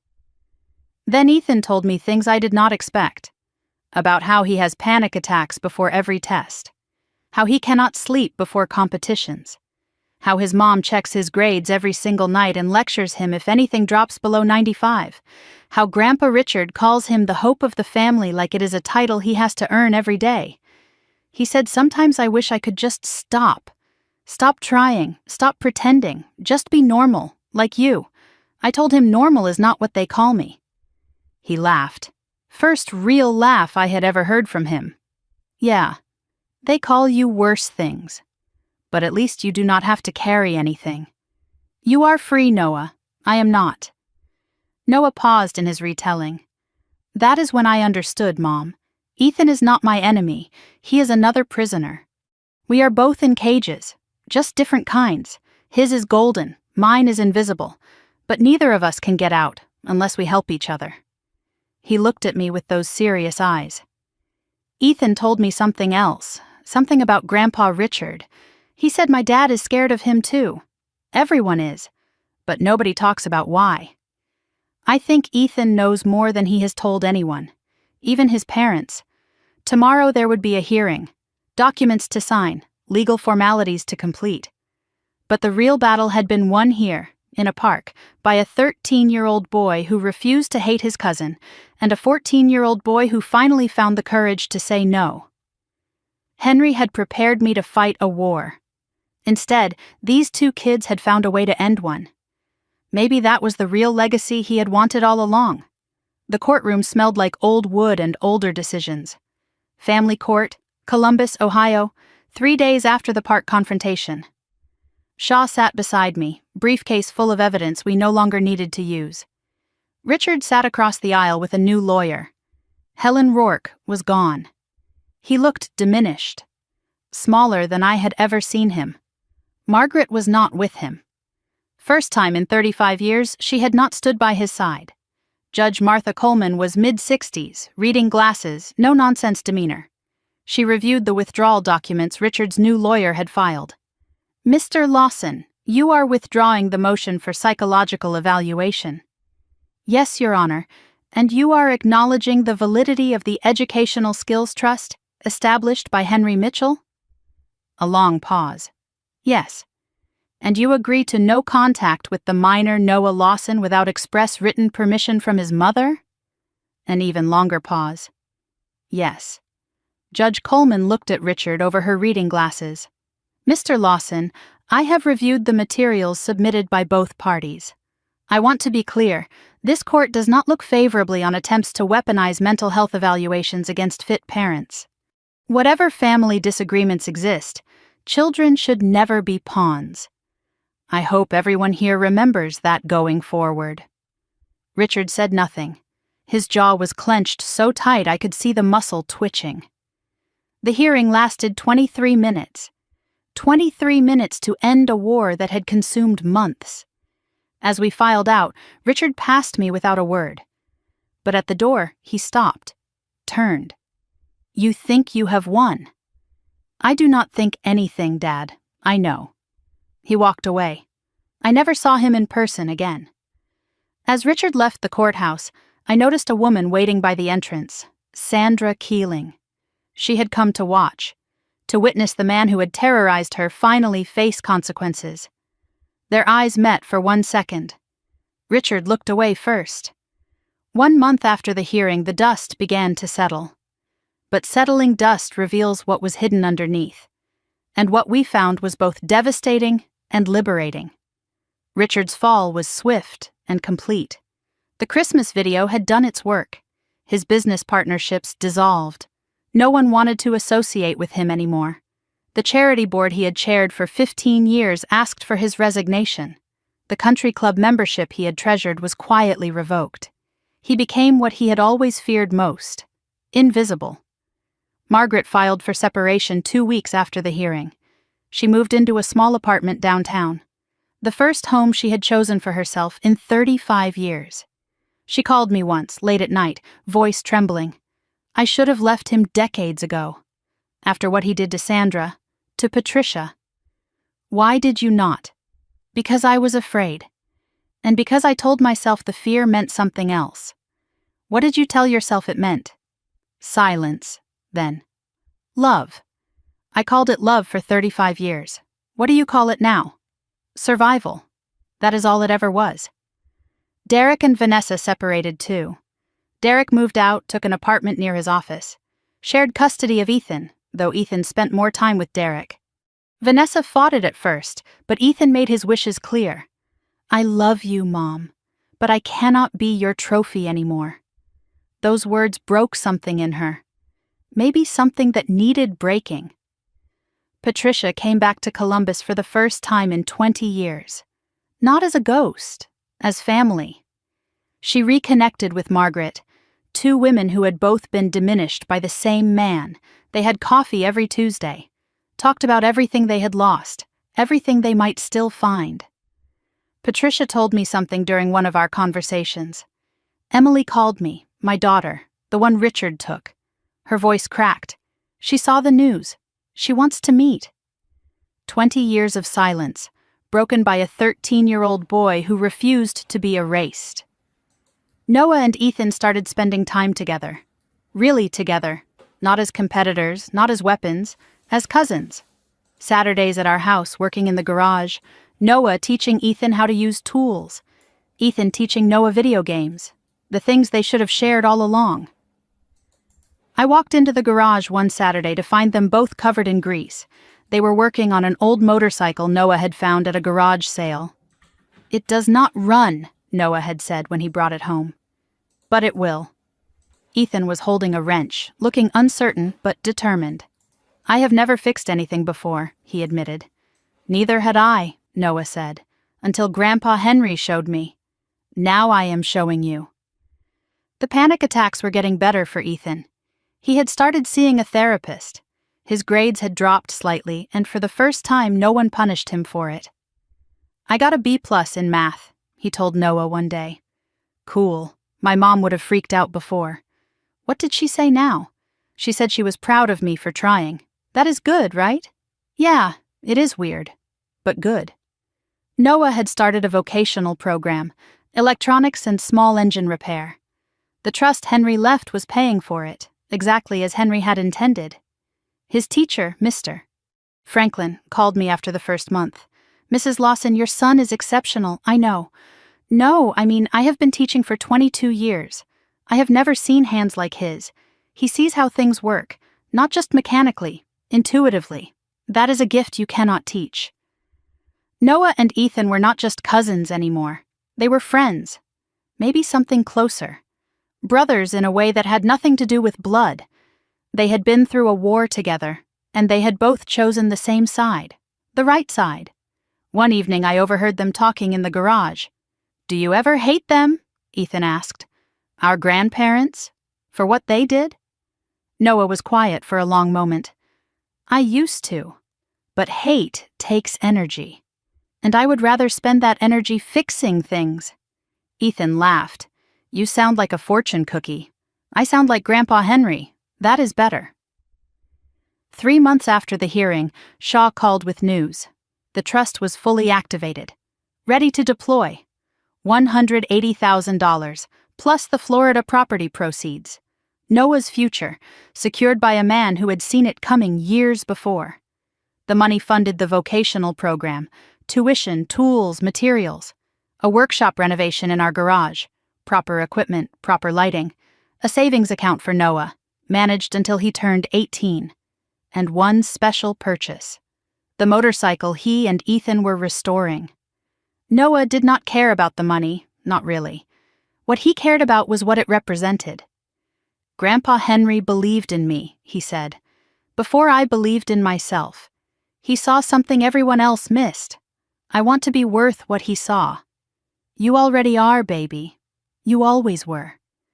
We had a small gathering when the garage renovation was complete. Just family, the real family, the one we had chosen: Patricia, Margaret, Derek, Ethan.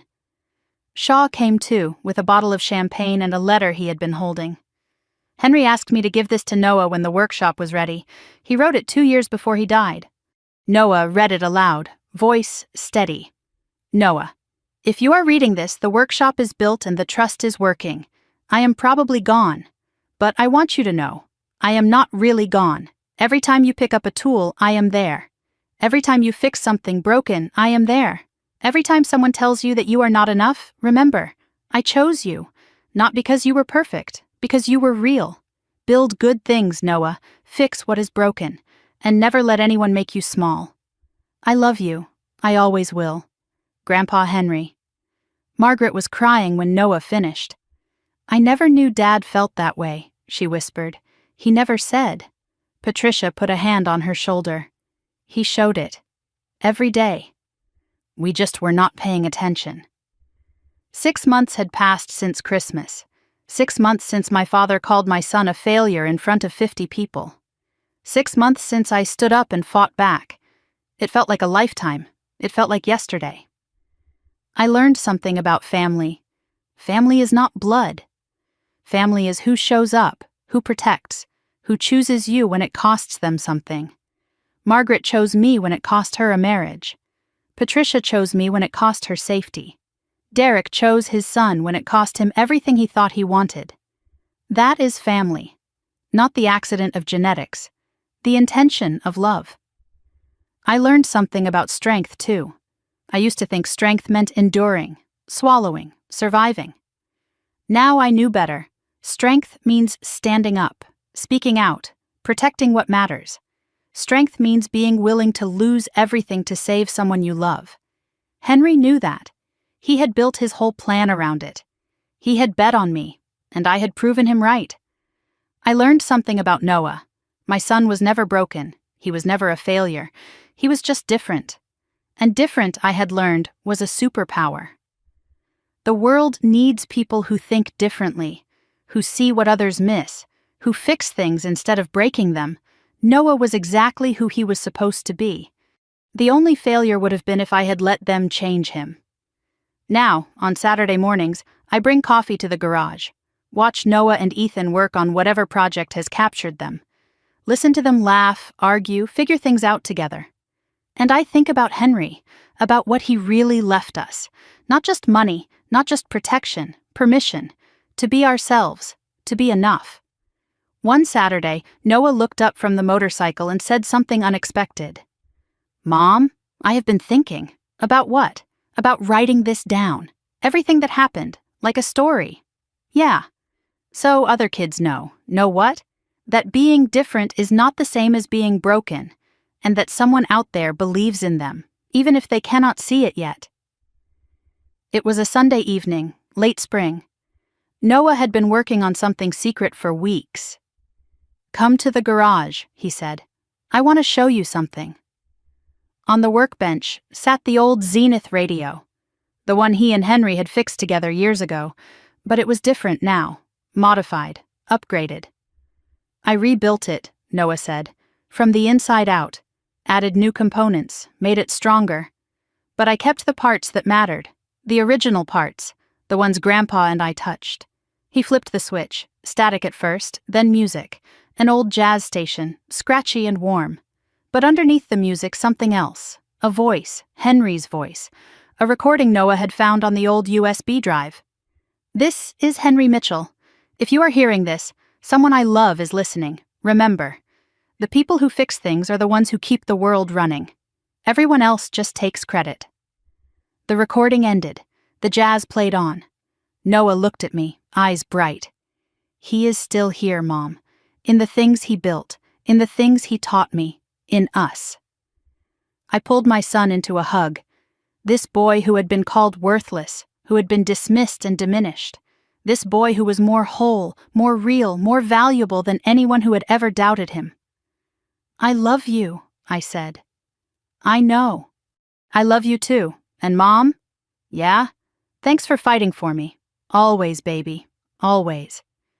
We stood in the garage, radio playing, tools hanging on the walls, Henry's legacy surrounding us. Outside, the sun was setting, orange and pink and gold. Inside, we were warm. We were safe. We were home. Not the family I was born into, the family I chose, the family that chose me back. Later that night, I found a note Noah had left on my pillow. Just one sentence. You are the best mom in the world. Grandpa Henry would be proud. I kept that note. I still have it. Some things you hold on to forever. People ask me sometimes, did you go too far? And I think about everything that happened. The humiliation, the lies, the legal battles, the threats, the moment I stood up in front of 50 people and chose my son over peace. Did I go too far? No, I went exactly as far as I needed to. Because protecting your child is not revenge. It is love. And love does not have a limit. If you are listening to this, and you are in a family that makes you feel small, if someone has told you that you are not enough, that you are broken, that you are a failure, I want you to hear me. They are wrong. You are not what they say you are. You are not the boxes they try to put you in. You are worth fighting for, even if you have to be the one who fights. As for my father, Richard lives in a condo now, alone. He does not speak to Margaret, barely speaks to Derek. He is not a monster in a movie. He is just a man who spent his whole life building walls. And now he has to live inside them. I do not hate him anymore. I do not have room for hate. I am too busy loving the family I found. Noah is 15 now, still fixing things, still different, still perfect. Ethan comes over every weekend. They are building a go-kart together. Margaret visits sometimes. We are learning how to be mother and daughter again. Patricia reunited with Emily. They are taking it slow, but they are trying. And Henry is everywhere. In the tools, in the workshop, in Noah's hands, in the story I just told you. So let me ask you, did I go too far or not far enough? I would love to know what you think. Drop a comment and tell me your story. Maybe someone in your family called you the failure. Maybe you were the golden child who could not breathe. Maybe you are still waiting for someone to stand up for you. Either way, I want to hear from you. Because stories like this, they connect us. They remind us we are not alone. If this story meant something to you, hit that subscribe button. We have got more tales where this came from. Stories of families pushed to the edge and the people who pushed back. Stories about justice, about karma, about finding your voice when everyone wants you silent. So subscribe, hit the notification bell, and I will see you in the next one. Until then, remember, you are not what they call you. You are what you choose to become. Thanks for listening. This was Tales Fair. And this story, it is for every kid who was ever told they were not enough. You are. You always were. The radio is still playing in my garage. Henry's voice somewhere in the static, reminding us. Fix what is broken, build what matters, and never let anyone make you small. This story is fictionalized for dramatic effect,